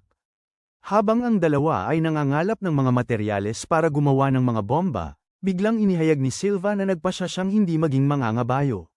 Sa halip, nais niyang maglayag bilang isang marinero at tuklasin ang mga karagatan ng mundo. Si Dan ay labis na nagulat at galit, naniniwala na si Silva ay may lahat ng kinakailangan upang maging pinakamagaling na sakay. Sinusubukan niyang tanggapin ang kanyang desisyon, hinamon ni Dan si Silva sa isang karera patungo sa isang malapit na puno. Idineklara na kung mananalo si Dan, kailangang manatili si Silva at maging sakay. Tumakbo si Dan ng buong lakas, ngunit hinarang ni Silva ang kanyang daan at umiyak, nagmamakaawang payagan siyang umalis. Kinabukasan, tumanggi si Silva na tanggapin ang parehong kinship stone at monster egg bago magpaalam kay Dan at umalis kasama ang isang grupo ng mga mangangalakal patungo sa pantalan.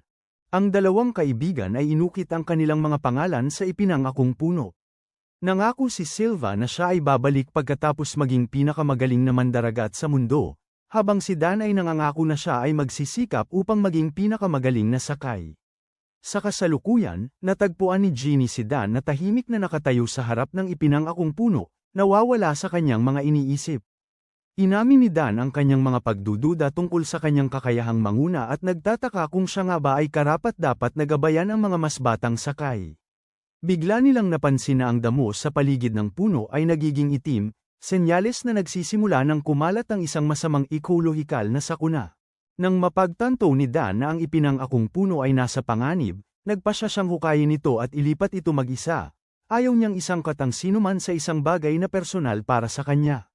Habang si Dan ay nahihirapang hukayin ang paligid ng puno, isang nag-aalboroto at takot na grupo ng Kinghopper, na nababaliw dahil sa lumalalang sakuna, ay biglang sumugod patungo sa kanya.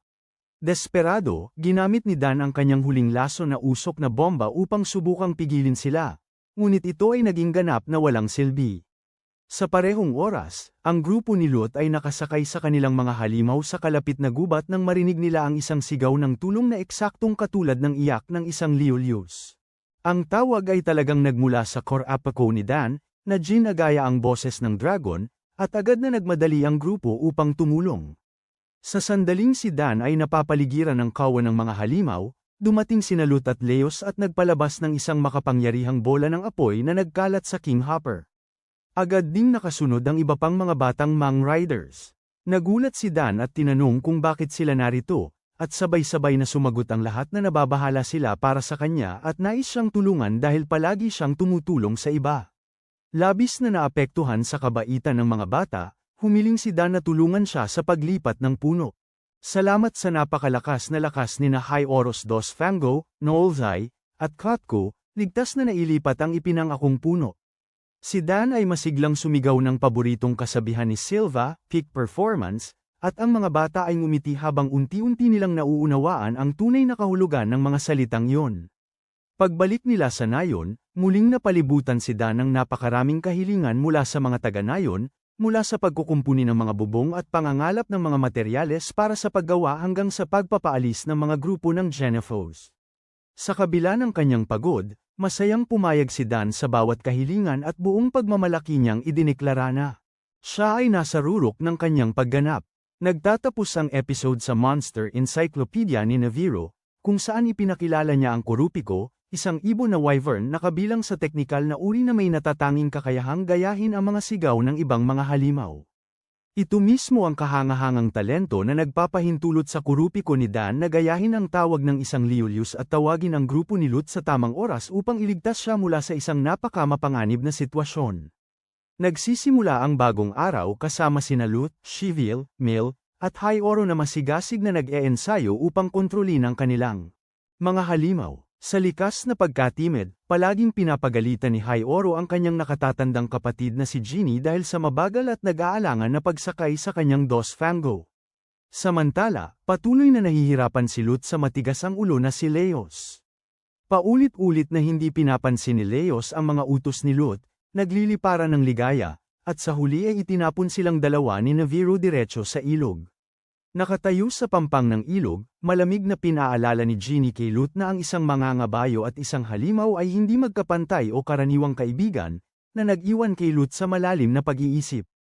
Pagkatapos ay ipinatuloy ni Dan ang kanyang aralin tungkol sa kodigo ng lihim ng mga mangangabayo at ang kahalagahan ng pamumuhay sa pagkakaisa sa kalikasan. Ginagamit niya ang napakalaking windmill ng Hakam Village bilang halimbawa, ipinaliwanag na ito ay gumagana sa pamamagitan ng pagkuha ng kapangyarihan mula sa kalikasan mismo.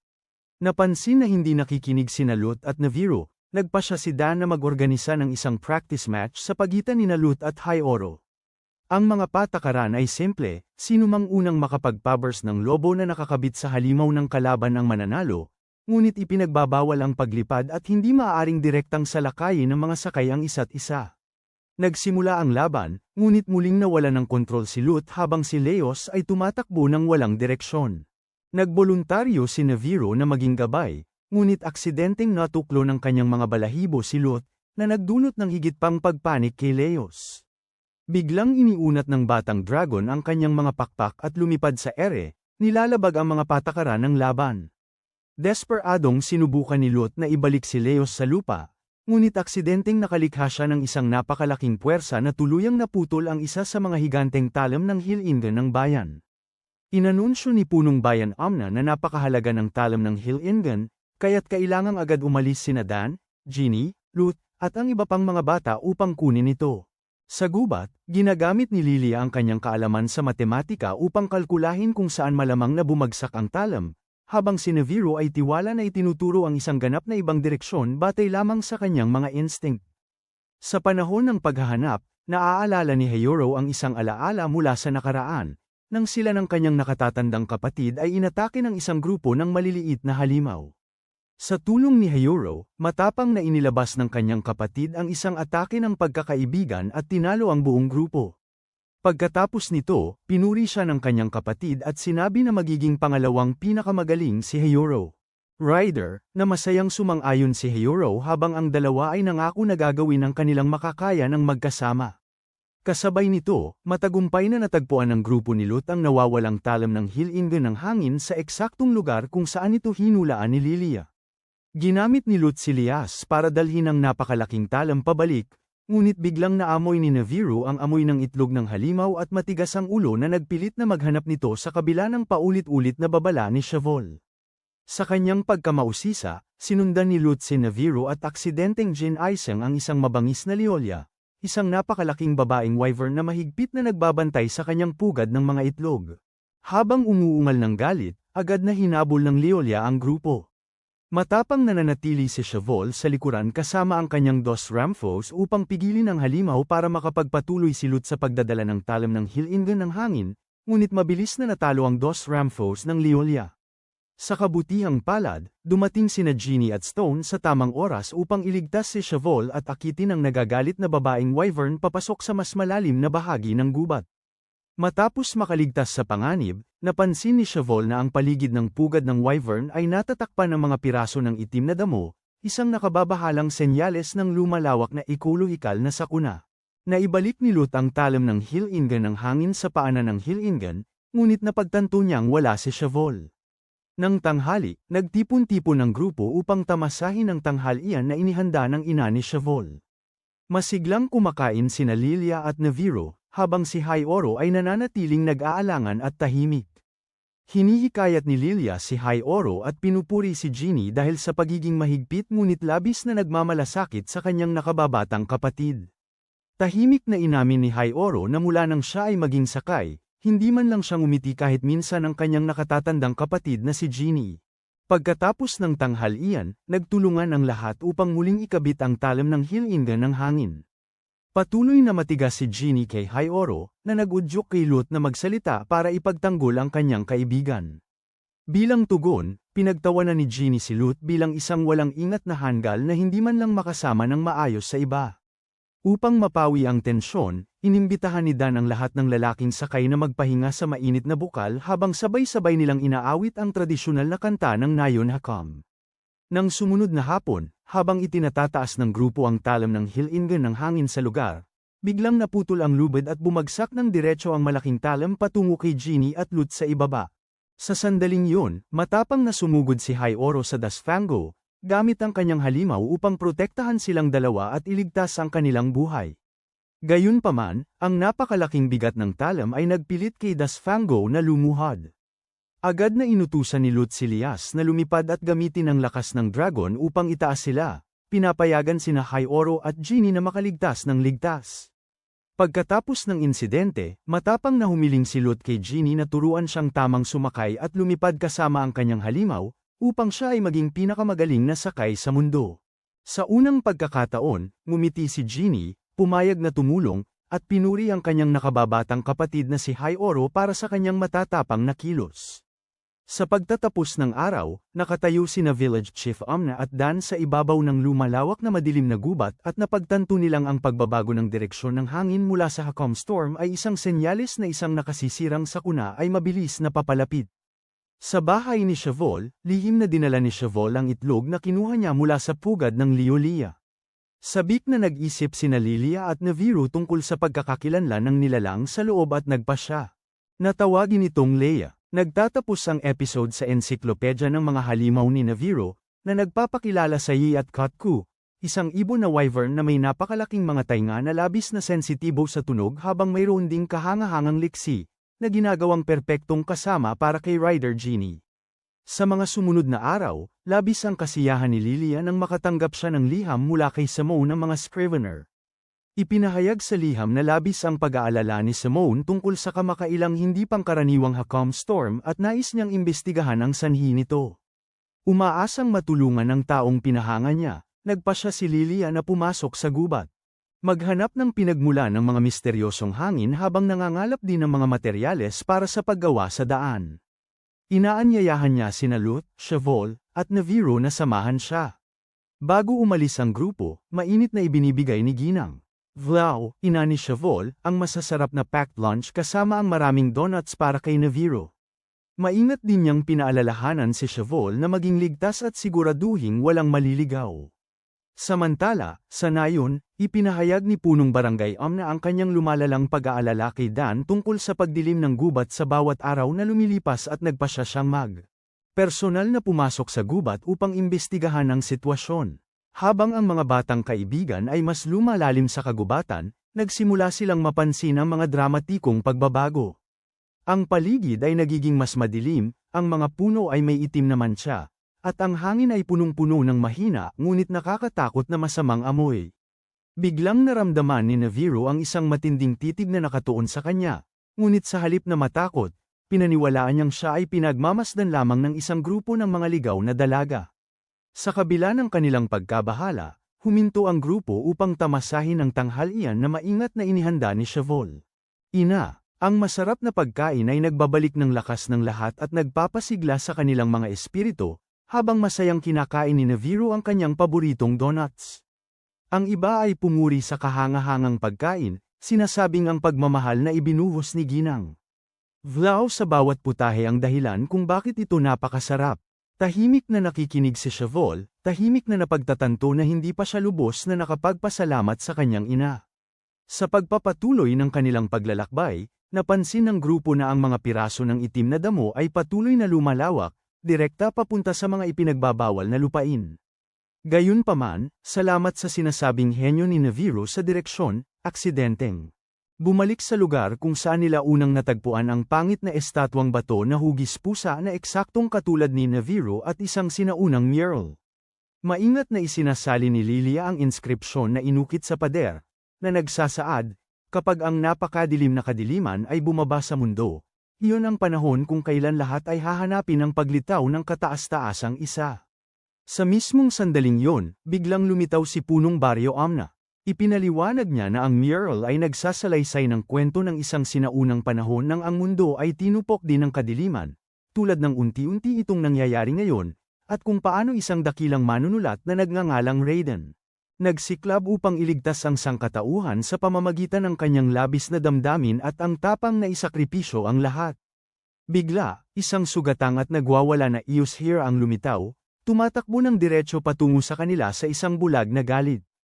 Matapang na tinawag ni Lut si Lias upang pigilin ang halimaw, nagbibigay kay Shavol, Lilia, at Neviro ng sapat na oras upang makatakas.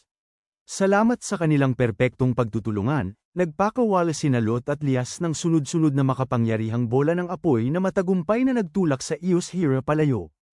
Lumapit si Village Chief Amna upang suriin ang eksena at kinuha ang isang itim na buntot. Spike mula sa lupa. Nakilala niya ito bilang isang tail spike mula sa Nargacuga, isang napaka-agile na halimaw. Ngunit ang partikular na spike na ito ay nahawahan ng itim na salot. Malungkot na ipinaliwanag ni Amna na ang itim na salot ay isang masamang miasma na nakakasira sa natural na balanse ng ekosistema, pinapaitim ang mga halaman at nagdadala ng kabaliwan sa mga halimaw. Nagpasya siyang sabihin kay Lut ang nakakalungkot na katotohanan tungkol sa pagkamatay ng kanyang mga magulang.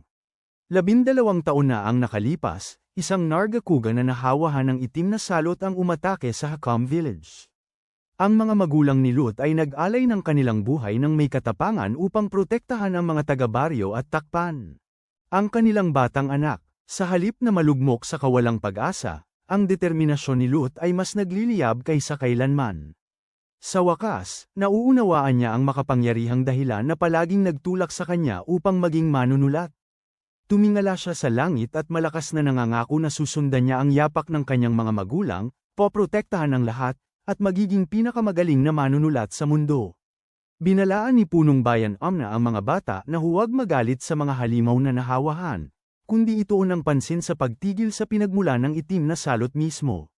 Ramdam ni Lilia ang kanyang pagnanais na matuto at tuklasin ang mundo ay lalong lumalakas, habang si Shivil taos pusong pinuri ang kamanghamanghang ugnayan sa pagitan ni Lut at Lias.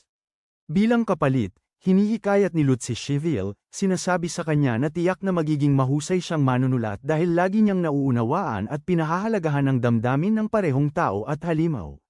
Sa oras na malakas na umuugong ang tiyan ni Neviro upang ipahayag ang oras ng hapunan, sabik na nagmamadali ang grupo pabalik sa nayon, sabik na matikman muli ang masarap na mainit na sopas ng ina ni Shivil. Gayunpaman, sa sandaling sila ay lumabas mula sa gilid ng gubat, isang nakasisindak na tanawin ang bumungad sa kanilang mga mata. Ang nayon ng Hakam ay napapalibutan ng nag-aalab na dagat ng apoy, at ang nakakatakot na anino ng itim na salot na nahawahan ng Nargacuga ay mabilis na papalapit dito.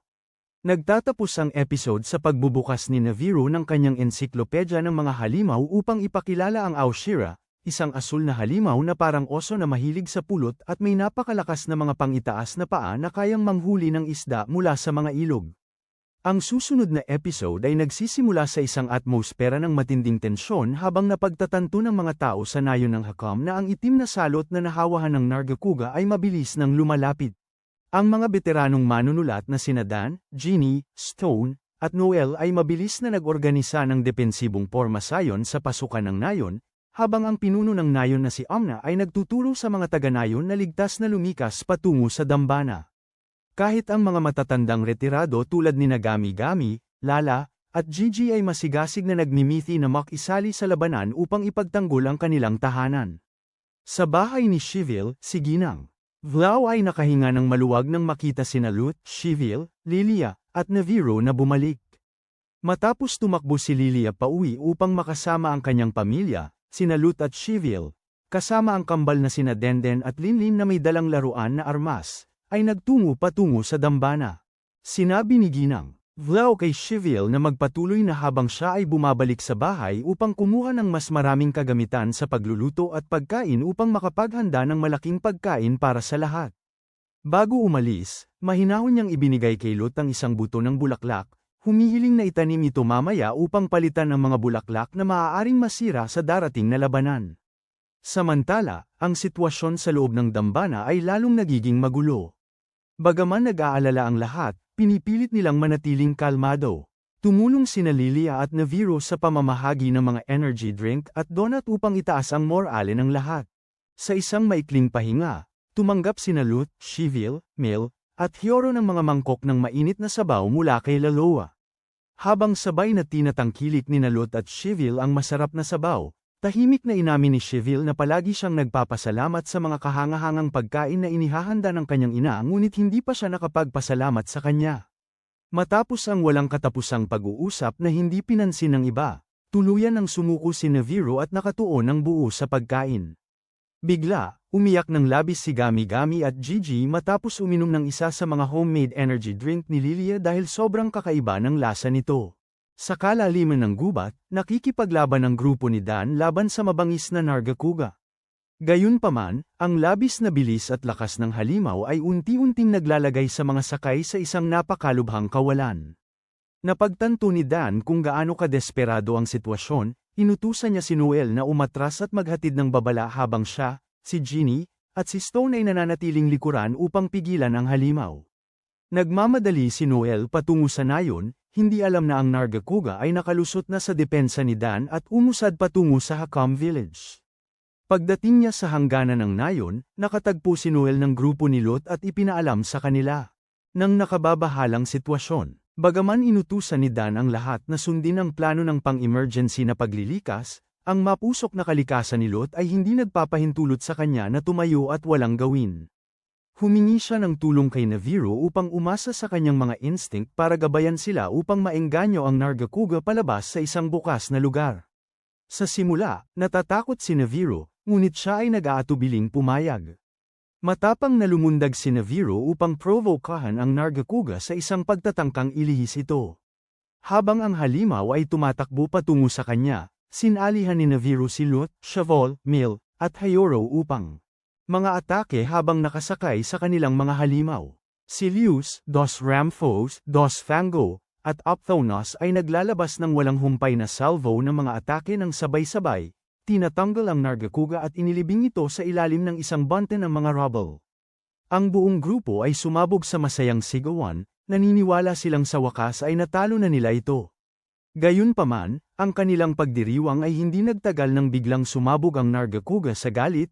Umiikot ang buntot nito na puno ng matatalim na tinik upang itapon ang lahat bago maglabas ng nakakatakot na ungol at muling tumakbo patungo sa gitna ng Hakam Village. Ang balita na ang Nargacuga ay sumalakay sa nayon ay nagdulot ng labis na takot sa mga taga-nayon. Si Gimagami, Lala, at Gigi ay naghahanda upang makipaglaban sa loob mismo ng mga lupa ng templo.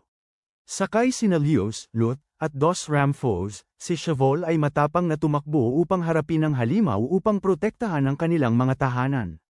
Isang matinding labanan ang sumiklab. Habang nakikipaglaban si Shavol, aksidenteng nahulog ang itlog ng Rathian na kanyang dala. Sa gitna ng kaguluhan, biglang lumitaw si Lady Vlao. Kakabalik lamang niya mula sa bahay na may dalang supply, ipinaliwanag na kailangan niyang kunin ang isang bagay. Napakahalaga. Nang walang babala, biglang nagbago ang target ng Nargacuga at tumakbo ng diretsyo patungo kay Lady Vlao. Sa takot, desperadong tinawag ni Lut si Lius na lumipad at iligtas siya, ngunit huli na sila. Walang awa na pinunit ng Nargacuga ang mga pangil nito, na nagdulot ng pagbagsak ng bahay. Nakatayo si Shavol na parang nakatulala habang nasaksihan ang nakasisindak na tanawin sa kanyang sariling mga mata. Nagmamadaling lumapit si Lut, ngunit ang bahay ay naging wala ng iba kundi isang bante ng mga guho. Dahan-daang naglakad pasulong, bumagsak si Shavol sa kanyang mga tuhod, ang puso niya ay ganap na nabasag. Nagtatapos ang episode sa pagpapakilala ng Monster Encyclopedia ni Naviru sa Nargacuga, isang napakabilis na lumilipad na wyvern na may mga pakpak na kasing talas ng pang-ahit at isang tail na puno ng mapanganib na mga tinik. Ang paglitaw ng itim na Nargacuga na nahawahan ng salot ay nagdala ng nakasisirang trahedya at nagmarka ng simula ng mga nakakalungkot na pangyayari para sa Hakam Village, lalo na kay Shavol. Isang flashback ang nagpapakita kay Lady Vlau, ina ni Shavol, na maingat na inihahain ang paborito ng kanyang anak, isang sariwang lutong soufflé. Masayang tinatangkilik ito ni Shavol, ngunit biglang nasira ang mainit at mapayapang tanawin. Sumisigaw si Shavol para sa kanyang ina sa kawalang pag-asa sa gitna ng mga guho ng nayon.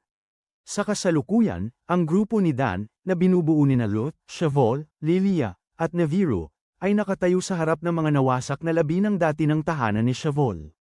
Nakatakip ang mukha ni Lilia at umuungal siya ng walang tigil, habang paulit-ulit na tinatawag ni Lut si Lady Vlau, ngunit walang tumutugon. Nanatiling hindi kumikilos si Shavol, ang kanyang mga mata ay walang laman at puno ng labis na kawalang pag-asa. Kahit si Naviru, na karaniwang napakausisa at masiglang pusa, ay hindi alam kung paano aliwin si Shavol. Nagmamadali, inaalok niya sa kanya ang isang donut, ngunit itinulak ito ni Shavol palayo. Punong-puno ng dalamhati, sinisisi ni Shavol ang kanyang sarili sa pagiging mahina upang protektahan ang kanyang ina. Bigla siyang tumayo at matatag na naglakad papunta sa itlog ng Rathian na pinutektahan ng kanyang ina gamit ang kanyang sariling katawan. Habang bumubulong sa sarili, idineklara niyang nais niyang mapisa ang itlog agad-agad. Nagtaka si Lut at ang lahat dahil nangangahulugan ito na balak ni Shavol na isagawa ang ritual ng pagkakapamilya. Sa parehong oras, sa labas ng nayon, desperadong nakikipaglaban si Dan laban sa mga atake ng itim na salot na nahawaan ng Nargacuga. Itinaas ni Shavol ang batong pangkaibigan sa itaas at sinimulang bigkasan ang sumpa. Napansin ng mabangis na Nargacuga ang grupo at tumakbo patungo sa kanila. Agad na tinawag ni Lut si Lias upang harangan ang daan nito at protektahan si Shavol. Sa kabila ng panganib, sinabi ni Lut kay Shavol na huwag huminto anuman ang mangyari. Ipinuhos ang lahat ng kanyang dalamhati at kawalang pag-asa sa kanyang desperadong panalangin, tinawag ni Shavol ang kanyang ina, nagmamakaawa na bigyan siya ng lakas. Ang itlog ng Rathian ay nagniningning ng maliwanag bago ito pumutok, revealing a powerful female dragon ang reyna ng lupain. Nagagalak si Lut dahil mayroon na silang pares, ang lalaking Rathalos at ang babaeng Rathian. Sa sandaling siya ay isilang, ipinakita ni Rathian ang nakakabighaning lakas. Pinagsama ni Lut at Lias ang kanilang lakas upang ilabas ang isang bagong atake ng pagkakaibigan na tinatawag na Sky Descending Somersault, tinamaan ang Nargacuga at iniwan itong nalilito bago ito umatras. Gayunpaman, ubos na ang lahat ng lakas ni Lias mula sa mga nakaraang laban, bumagsak siya dahil sa pagod, at hindi na makapagpatuloy sa pakikipaglaban. Mabilis na lumapit sina Dan, Ginny, at iba pang mga veteranong sakay upang suriin ang sitwasyon. Ipinahayag ni Dan na si Lias ay hindi na sa panganib ng kamatayan ngunit labis na nangangailangan ng pahinga. Ibinunyag din niya na ang mga halimaw ng bawat ibang sakay ay ganap ng napagod. Si Dan, punong-puno ng pagkabigo at kawalang kapangyarihan, ay nagalit dahil wala na siyang magagawa upang protektahan ang nayon. Ipinahayag ni Punong Bayan Amna na ito ay isang tunay na sakuna at ipinaliwanag na ang Nargacuga ay nawala ng katinoan dahil sa itim na sakit. Nagpasya siyang humingi ng tulong mula sa isang mangangaso upang alisin ito bago pa ito magdulot ng mas malaking trahedya, dahil ang nayon ay wala ng mga halimaw na may sapat na lakas upang labanan. Iminungkahi ni Dan na payagan ang mga apprentice na sumakay na makipaglaban gamit si Leolia, Dos Fango, at Efthanos, ngunit matigas na tumanggi ang pinuno ng nayon dahil ito ay napakadelikado. Si Lut, Shivel, Mil, at Hero ay lihim na nakinig sa pag-uusap at nagpasya na hindi sila maaaring umupo lamang at maghintay. Nagtipon-tipon sila at nagpasya na talunin ang Nargacuga upang protektahan ang nayon at ipaghiganti ang ina ni Shivel.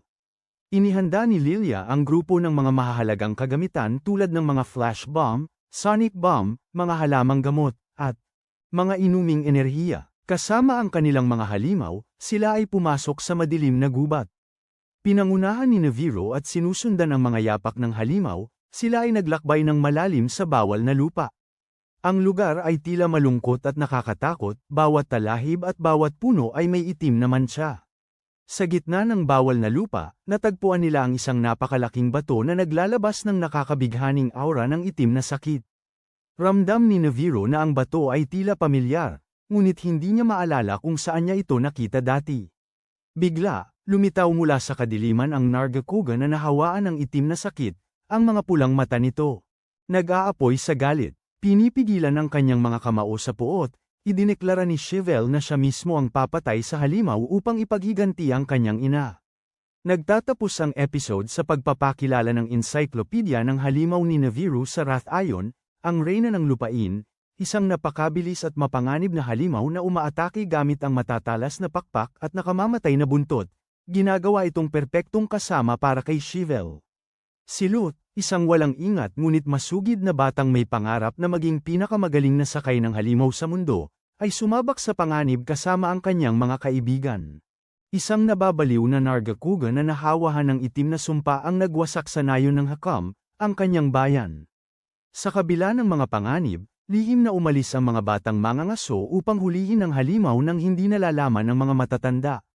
Sa pagharap sa mabangis na Nargacuga, sinadyang inakit ni Chevelle ang atensyon nito. Hinihikayat ni Lut si Chevelle habang nagtitiwala kay Neviro. Gayunpaman, iginiit ni Neviro na ang kanyang personal na patakaran ay manatiling nakatayo ng perpekto tulad ng isang bato. Agad na tinawag ng mga batang mangangaso ang kanilang mga monstiles. Ang Rathayon ni Chevelle, na pinangalanang Rathe, kasama sina Hyoros Buldrome at Mills Ephthaunos, ay tinawag sa labanan isa-isa. Ang grupo ay sumugod, ngunit biglang nawala ang Nargacuga sa hangin, na nag-iwan sa lahat na naguguluhan. Nagbigay si Lut ng senyales sa lahat na mahigpit na takpan ang kanilang mga tainga. Sa sandaling natukoy ni Chevelle ang target, inutusan niya si Rathe na sumugod ng buong lakas. Nakapagbigay si Rathe ng direktang tama, ngunit agad pagkatapos ay muli itong nawala. Samantala, sa nayon, halatang frustrado si Dan. Pinagsisisihan niya na ang kanilang sariling mga halimaw ay hindi pa rin makagalaw. Nauunawaan ni Dan ang pagka-impatient ng lahat, ngunit ang sitwasyon ay walang ibang pagpipilian para sa kanila. Maliban sa paghihintay sa mga ngaso, alam niya na ang mga halimaw na nahawahan ng itim na sakit ay hindi na kailanman makakabalik sa kanilang katinoan, ibig sabihin kailangan silang patayin. Habang nag-aalala tungkol sa sitwasyon, biglang napansin ni Dan ang kakaibang kawalan ng mga halimaw ng apprentice na sakay. Agad na sinabi ng kanyang mga instinct ang katotohanan, lihim na umalis ang mga bata upang harapin ang halimaw ng mag-isa. Sa ibang lugar, nagpapahinga si Rathe habang nagpapagaling mula sa kanyang mga sugat. Isang boses ng babae ang mahinahon na nagsabi kay Rathe na mag-relax bago siya nagkomento na tiyak na sasabihin din ni Lut ang parehong bagay dahil siya ay isang simpleng tao. Kapag siya ay nagtataka kung saan napunta ang Hangal, isang nakakabahalang katotohanan ang nahahayag. Si Lut ay umalis kasama sina Hyoro, Mil, at Chevelle upang hanapin ang Nargacuga, inilalagay ang kanilang mga buhay sa matinding panganib.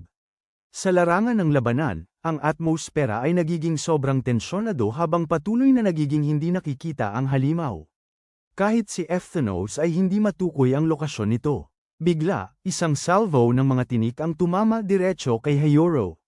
Sa kanyang matalas na mga mata, nakita ni Nevaro ang buntot ng Nargacuga at agad na nagpapaalala sa lahat na mag-ingat sa mga nakamamatay na tinik tuwing makikita nila ang buntot nito. Naiinis, sumisigaw si Lut sa halimaw na huminto sa pagtatago. Nang makita ang mahina nitong silweta, inutusan ni Lut si Rathe na huminga ng apoy, pinipilit ang tunay na anyo ng halimaw na lumabas. Lahat ay namangha sa walang kapantay na pagtutulungan ng grupo. Agad na umatake sina Ephthaunos at Buldrome. Sa gitna ng magulong labanan, biglang tinamaan si Mil mula sa likuran, at tinamaan din si Rathe, dahilan upang magpanik si Lut. Sa matinding pagngangalit, sumugod ang halimaw. Matapang na inagaw ni Lut ang atensyon nito sa sarili at naghanda upang harapin ang atake. Sa kritikal na sandaling yon, Sumigaw si Chevelle, idinidiin na tatalunin niya ang Nargacuga gamit ang kanyang sariling mga kamay, anuman ang mangyari. Nakiusap siya kay Rathe na bigyan siya ng higit pang lakas, habang ginagawa ni Lut ang lahat upang ilihis ang atensyon ng halimaw. Sa mga sandaling yun, biglang lumitaw si Rathe at pinayagan si Lut na umakyat sa kanyang likod bago siya lumipad ng mataas sa kalangitan. Sinabi ni Chevelle sa kanyang sarili na kung mahuhulog siya dito, tapos na ang lahat. Habang patuloy na nakatayo sina Hayoro at Mil nang may matatag na determinasyon. Ang ugnayan sa pagitan ni Chevelle at ng bagong itlog na napisa na dragon na si Rathe ay nagulat sa lahat. Ang atake ni Chevelle ay tumama sa kanyang target, ngunit hindi pa rin ito sapat upang tapusin ang halimaw. Nakatayo sa gitna ng mga guho, pinigilan ni Chevelle ang kanyang mga ngipin at nanumpa na talunin ito. Nang si Lut ay malapit nang tumanggap ng nakamamatay na suntok, si Rathe ay nagmadaling pumasok upang protektahan siya at kusang loob na pinayagan si Lut na umakyat sa kanyang likod. Sama-sama, inilabas nila ang isang kasanayang tinatawag na Heaven Plunging Somersault, isang pangalang ipinagmamalaki ni Naviro. Ang atake, na may nakasasira at mapaminsalang kapangyarihan, ay bumagsak sa lupa. Gayunpaman, pagkatapos ng epekto, sumigaw si Lut sa takot at nagmadaling pumunta sa tabi ni Rathe, na tagpuan. Siya ay labis na pagod at walang malay. Sa sandaling yun, ang itim na sakit na hamog ay nawala habang ang mineral ng pagkakaisa ay sumipsip sa bawat bakas ng pinagmulan ng sakuna. Dumating sina Dan, punong Amna, at Lilia sa tamang oras. Pinagsabihan ni Dan ang mga bata dahil sa kanilang labis na pagiging pabaya, ngunit pinutol siya ni punong Amna at ipinaliwanag na ang sanhi ay ang mineral ng pagkakaisa, ang mismong bagay na biglang naalala ni Naviro.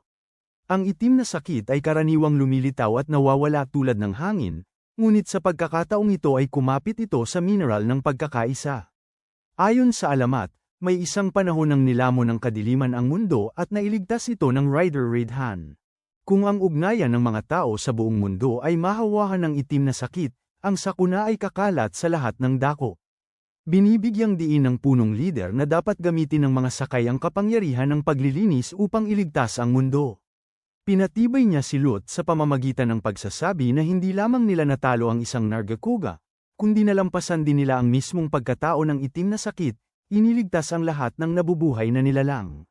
Sa pagmamalaki, binilang ni Lut ang 4 na miyembro ng nagwaging koponan, ngunit matigas na iginiit ni Naviro na dapat din siyang isama. Naghanda ang grupo upang umuwi sa pinakamainam na kondisyon. Lut ay nagbigay ng lakas ng loob kay Lilia at tiwala niyang sinabi na kaya niyang tumakbo pabalik sa nayon. Humarap siya kay Chevelle at tiniyak na sila ay pamilya na laging magkasama, at si Chevelle ay mahinahong ngumiti at pumayag. Sa wakas, binuksan ni Naviro ang Monster Encyclopedia sa kanyang telepono upang ipakilala si Aptonoff, isang uri ng herbivore na may kapangyarihan na may habang 414 na sentimetro, taas na 162.4 cm, at malalakas na likurang binti na may sukat na 41.2 cm. Ang ugali nitong alagaan ang mga anak nito sa mga kawan ay nagpapalakas sa kanilang pag-iingat kumpara sa mga tao, at ito ay nadiskubre ni Mil ang Aptonoff na unang nakakita sa Nargacuga. Hindi nagtagal, tinanong ni Lut si Naviro kung nakakita siya ng anumang itlog ng halimaw, ngunit ang tanging sagot na natanggap niya ay wala. Si Lilia ay sumusulat ng liham kay Simone, sinasabing unti-unting bumabalik ang Hakam Village sa normal nitong pang-araw-araw na buhay. Ibinahagi niya na kapag ganap ng naayos ang hilinga ng hangin, aalis sina Lut at Chevelle sa kanilang paglalakbay. Ipinahayag ni Lilia ang kanyang pag-aalala na ang pag-alis sa nayon ng walang kasama na Monstie ay labis na mapanganib. Kahit na may karanasan si Naviro bilang kasama nila, mas mabuting maging ligtas kaysa magsisinanatiling pananaw ni Naviro. Pangunahin na prinsipyo, nagkunwari si Naviro na umuubo ng paulit-ulit na parang abala siya, ngunit bahagyang ipinahiwatig na kung makakatanggap siya ng opisyal na paanyaya, maaari niyang pag-isipan ito. Kahit na wala si Rathe sa kanyang tabi sa mga sandaling yon, nanatiling puno ng kumpiyansa si Lut at idineklara na tiyak na makakahanap siya ng bagong kasama sa Monstie. Nakangiti, nangako si Lut na muli niyang makikita si Rathe sa lalong madaling panahon. Sa kanilang paghahanap, akala ng grupo ay nakakita sila ng itlog ng halimaw, ngunit lumabas itong wala kundi isang kombinasyon na item. Nang tanungin upang tumulong sa pagdadala ng ilang bagahe, agad na tumanggi si Naviro at malakas na inihayag na Siya ay hindi utusan ng sinuman. Gayunpaman, ilang sandali lamang ang lumipas at siya ay nahulog sa alindog ng masarap na Royal Honey Donuts, na ang hindi kapani-pani walang lasa ay sapat upang magpahina sa kanyang pisngi at nag-udyok kay Lut na gawin ang lahat upang makuha ang mga ito. Bigla, isang jeep Ceros ang lumitaw, na nagpilit sa grupo na tumakas. Bagaman labis na pinagsisihan ni Naviro ang pagtalikod sa pulot, wala siyang ibang pagpipilian kundi iwanan ito. Matapos tumakbo ng matagal, biglang sumigaw si Lut sa kasiyahan nang matuklasan ng isang tunay na itlog ng halimaw. Seryosong binigkas ni Lut ang sumpa, nananalangin para sa banal na batong pagkakapamilya upang i-connect siya sa ang kaluluwa na natutulog sa loob bago malakas na sumigaw ng utos ng paggising. Mula sa itlog ay lumabas ang isang speed-type na Velocidrome. Labis ang saya ni Lut dahil ito ang perpektong monster para sa kanilang paglalakbay at masayang ipinakilala ang kanyang sarili. Sa nayon, ang monster stable ay ganap na naitayo muli. Maingat na sinabi ni Chief Amna kay Dan na ang mga batang dating tila hindi pa mature ay ngayon ay naging kapansin-pansing maaasahan. Ang kanilang pagdurusa ay napilitang magpalago sa kanila. Napansin ng punong bayan na ang mga araw kung kailan ang nayon ay pinuprotektahan lamang ng mga batas nito. Natapos na, at ngayon kailangan ng lahat na makahanap ng lakas ng loob upang magpatuloy.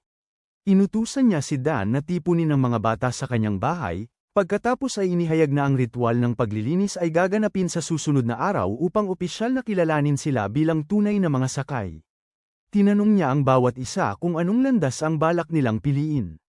Masiglang ipinahayag ni Lut na siya ay magiging pinakamagaling na sakay sa mundo, naglalakbay saan man at bumubuo ng ugnayan sa napakaraming halimaw. Matibay na pinili ni Shavol ang landas ng personal na pagtigil sa itim na sakit sa pamamagitan ng paglilinis sa bawat piraso ng mineral ng pagkakapamilya. Hiroro na nahihiya ay humingi ng tawad, sinabing hindi pa siya makapagdesisyon. Tahimik na sumagot si Chief Amna na ito rin ay isang wastong sagot at inaprubahan ang kanilang paglalakbay. Sinubukan ni Lut na magpakatatag, sinabing hindi siya iiyak o makaramdam ng kalungkutan. Sa gulat ng lahat, nagsalita si Lilia at inanunsyo na siya rin ay maglalakbay patungong Gildigeran upang makahanap ng paraan upang pigilan ang Black Blight sa pamamagitan ng kaalaman. Sinubukan ni Lilia na bigyan ng regalo ang kanyang nakababatang kapatid na si Liloa, ngunit sumigaw si Liloa ng galit na kinamumuhian niya ang kanyang kapatid bago siya napaiyak at tumakbo palayo. Ngumiti si Punong Amna at binigyan si Lilia ng pahintulot na samahan ang grupo ng mga sakay. Inamin ni Shavol sa kanyang mga kaibigan na ayaw niyang malunod sa kalungkutan, kundi nais niyang ilaan ang lahat ng kanyang lakas sa paggawa ng lahat ng makakaya niya sa sandaling ito. Nang marinig ang mga salitang yun, nagpasya ang mga taga-nayon na ipadala ang mga bata na may maliwanag ng ngiti at nangako silang poprotektahan ang nayon Hakam. Natuklasan ni Lut na lihim na kinain ni Naviro ang mga donut na nakatago sa ilalim ng kama at ilalim ng unan. Nagreklamo si Naviro na si Lut ay isang tao na hindi nauunawaan ang damdamin ng iba. Sa ibang dako, inamin ni Shavol sa kanyang kaibigan na siya ay talagang natatakot sa labas ng mundo. Gayunpaman, determinado siyang umalis upang mapagtagumpayan ang kanyang kasalukuyang kahinaan at makuha ang lakas na kinakailangan upang protektahan ang nayon. Sa stabulasyon ng Monsti, ginugol ni Genie ang buong gabi na pinapaalalahanan ang kanyang nakababatang kapatid na si Hayoro tungkol sa bawat kasanayan ng mga sakay at walang humpay na sinanay siya. Kinabukasan, nagpunta ang grupo sa talon ng mga pagsubok upang isagawa ang ritual ng paglilinis. Bago nagsimula ang seremonya, nagkaroon ng maliit na pagtatalo sina Mil at Lilia. Nagsimula ang ritual sa ilalim ng patnubay ni Punong Amna. Ang mga batong pagkakaisa ay nilinis at kumikislap na parang mga ilaw. Ipinakita ng pinuno sa bawat sakay ang isang espada bilang patunay ng kanilang katayuan. Sinabi niya kay Lut na laging panatilihin ang kanyang nagniningning ng ngiti.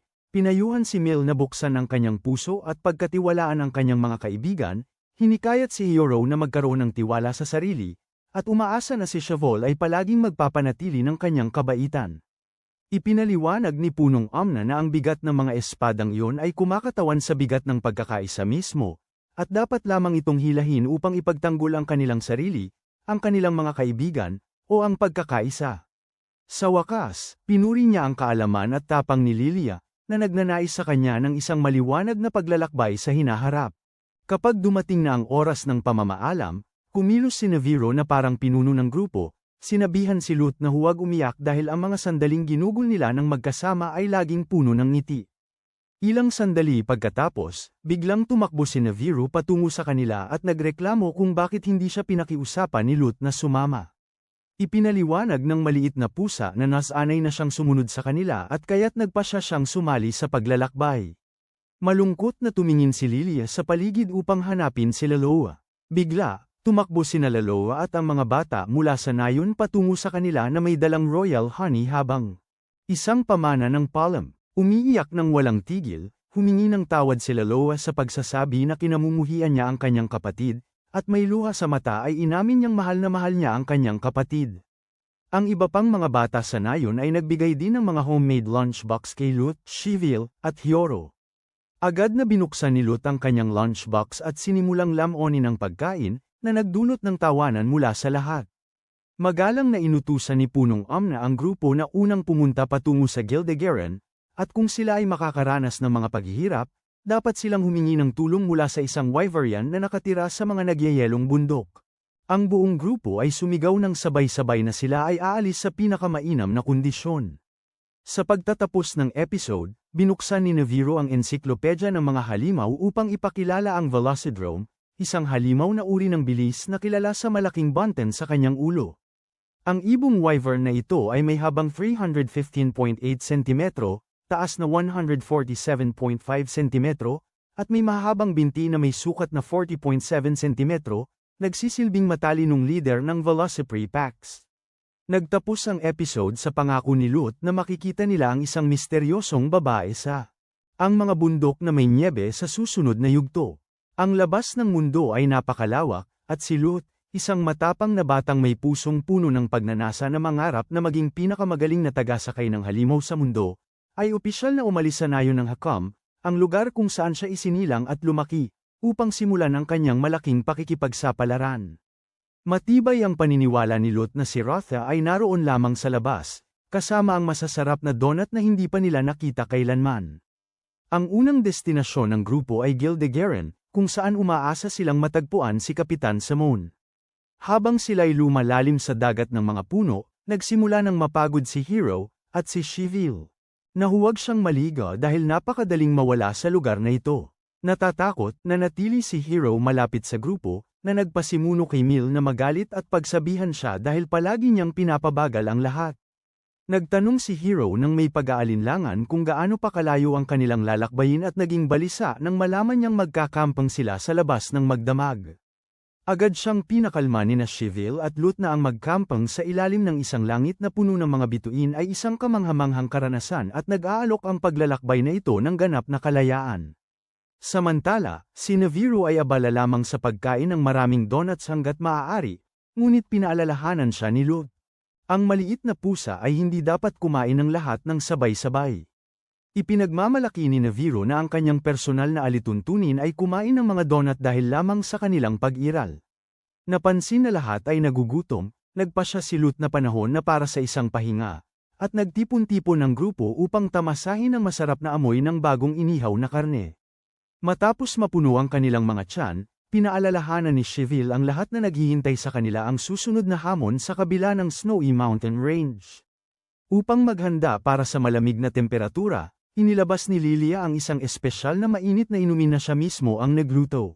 Lahat ay nag-atubili matapos na amoy ang kakaibang amoy nito, kaya't nagpa siya silang magbuno upang malaman kung sino ang unang iinom. Si Lut ang kumuha ng unang lagok at agad na napangiwi sa matinding kapaitan nito. Si Mil at Hyoro ay pumikit at pinilit na tapusin ang kanilang bahagi, ngunit napasigaw sa nakasusulasok na lasa. Si Neviro ay matigas na tumangging uminom, ngunit ilang sandali lamang ay napagtanto niyang umiinit na ang kanyang katawan mula sa pagkapaligid. Pinuri ng grupo ang kakayahan ni Lilia, naniniwala na makatutulong ang kanyang inuming gawa sa bahay upang sila'y makaligtas. Ang mga bagyong yelo na naghihintay sa kanila sa mga snow-covered na bundok. Bago umakyat sa bundok, pinaalalahanan ni Shivil ang lahat na kailangan nilang mangolekta ng mas maraming pagkain mula sa gubat. Naghiwa-hiwalay ang grupo upang mang-alap, nagkasundo na magkikita muli kapag umabot na ang araw sa pinakamataas nitong punto. Naghahanap si Mil ng mga halamang gamot para gamitin sa paggawa, habang natuklasan ni Hayoro ang mga kakaibang prutas na hindi niya pa nakita noon sa Hakam Village. Samantala, inilalaan ni Naviro ang lahat ng kanyang atensyon sa imposibleng pangarap na makahanap ng puno na Namen Place od ng donuts. Naglibot si Lot at Naviro ng matagal kaya't nagsimula ng mawala ng pasensya si Mil. Si Shivil ay nagmungkahi na magtayo ng kampo at maghintay, ngunit ang iba ay nagpasya na maghanap pa ng kaunti. Sa kalaliman ng gubat, sa wakas ay inamin ni Lot at Naviro na ang lahat ng kanilang nakolekta ay mga karaniwang prutas, habang ang bawat donut na kanilang dinala ay naubos na sa tiyan ni Naviro. Walang tigil na nagreklamo si Lot tungkol sa kakilakilabot na pakiramdam ni Naviro sa direksyon at sinadyang pinili niyang lumakad sa kabaligtaran ng direksyong itinuro ng pusa. Habang nagpapatuloy sila, biglang natapilok si Naviro sa akala niyang isang bato. Sa kanyang pagkabigla, ito pala ay isang armored conch. Ang halimaw ay agad na umikot sa sarili nito at gamulong patungo sa kanila na parang isang higanteng bola ng nyebe, na nagdulot sa dalawa ng takot at nagmamadaling tumakbo. Sinisi ni Naviro ang conch para sa lahat, habang iginiit ni Lot na ang buong sakuna ay ganap na kasalanan ni Naviro. Matapos tumakbo ng tila walang hanggan, biglang napagtanto ng dalawa na aksidente silang napadpad sa nagyayelong bundok na may nyebe. Bago pa sila makahinga, may isa pang conch na lumitaw, umikot din sa sarili nito at humabol sa kanila. Pinilit silang tumakas muli. Sa gilid ng gubat, naghintay ng may pag-aalala sina Shavol at ang iba habang ang panahon patuloy na lumalala. Sa huli, nagpasya silang magtayo ng kampo at umasa na makakabalik si Lot ng ligtas. Samantala, si Lot at Naviro ay nagmadaling pumasok sa isang kalapit na yungib upang makaiwas sa mga humahabol na halimaw. Nang nanginginig mula sa sobrang lamig, tuluyan ng pinaikit ni Naviro ang kanyang mga mata at nilunok ang mapait na maiinit na inumin ni Lilia. Ilang sandali lamang, isang hindi pamilyar na tunog ang umuugong mula sa kailaliman ng yungib. Hindi pinansin ng desperadong babala ni Naviro, maingat na pumasok si Lot sa mas malalim at natagpuan ang isang walang malay na dalaga na nakahiga sa lupa. Agad na napansin ng kanyang mga mata ang pendant ng pagkakapamilya na nakasabit sa kanyang leeg, na nagbigay daan sa kanya upang makilala na siya rin ay isang sakay. Walang babala, isang Berryeth na tinatawag na Frostfang ang tumalon sa harap ng kanyang amo, umuungal ng mabangis upang protektahan siya. Hindi nagpasindak, dahan-daang lumapit si Lot na may taos-pusong pag-aalala hanggang unti-unting napansin ng halimaw ang kanyang mabuting intensyon at nag-atubiling umatras. Mabilis na inalagaan ni Lot ang mga sugat ng dalaga at maingat siyang tinulungan na uminom ng mainit na gamot ni Lilia. Nang siya ay muling magkamalay, agad siyang nagtanong kung sino sila. Halatang pag-iingat, maayos na pinakalma ni Lot siya na huwag masyadong magpagod at ipinaliwanag na wala silang balak na saktan siya ni Naviro.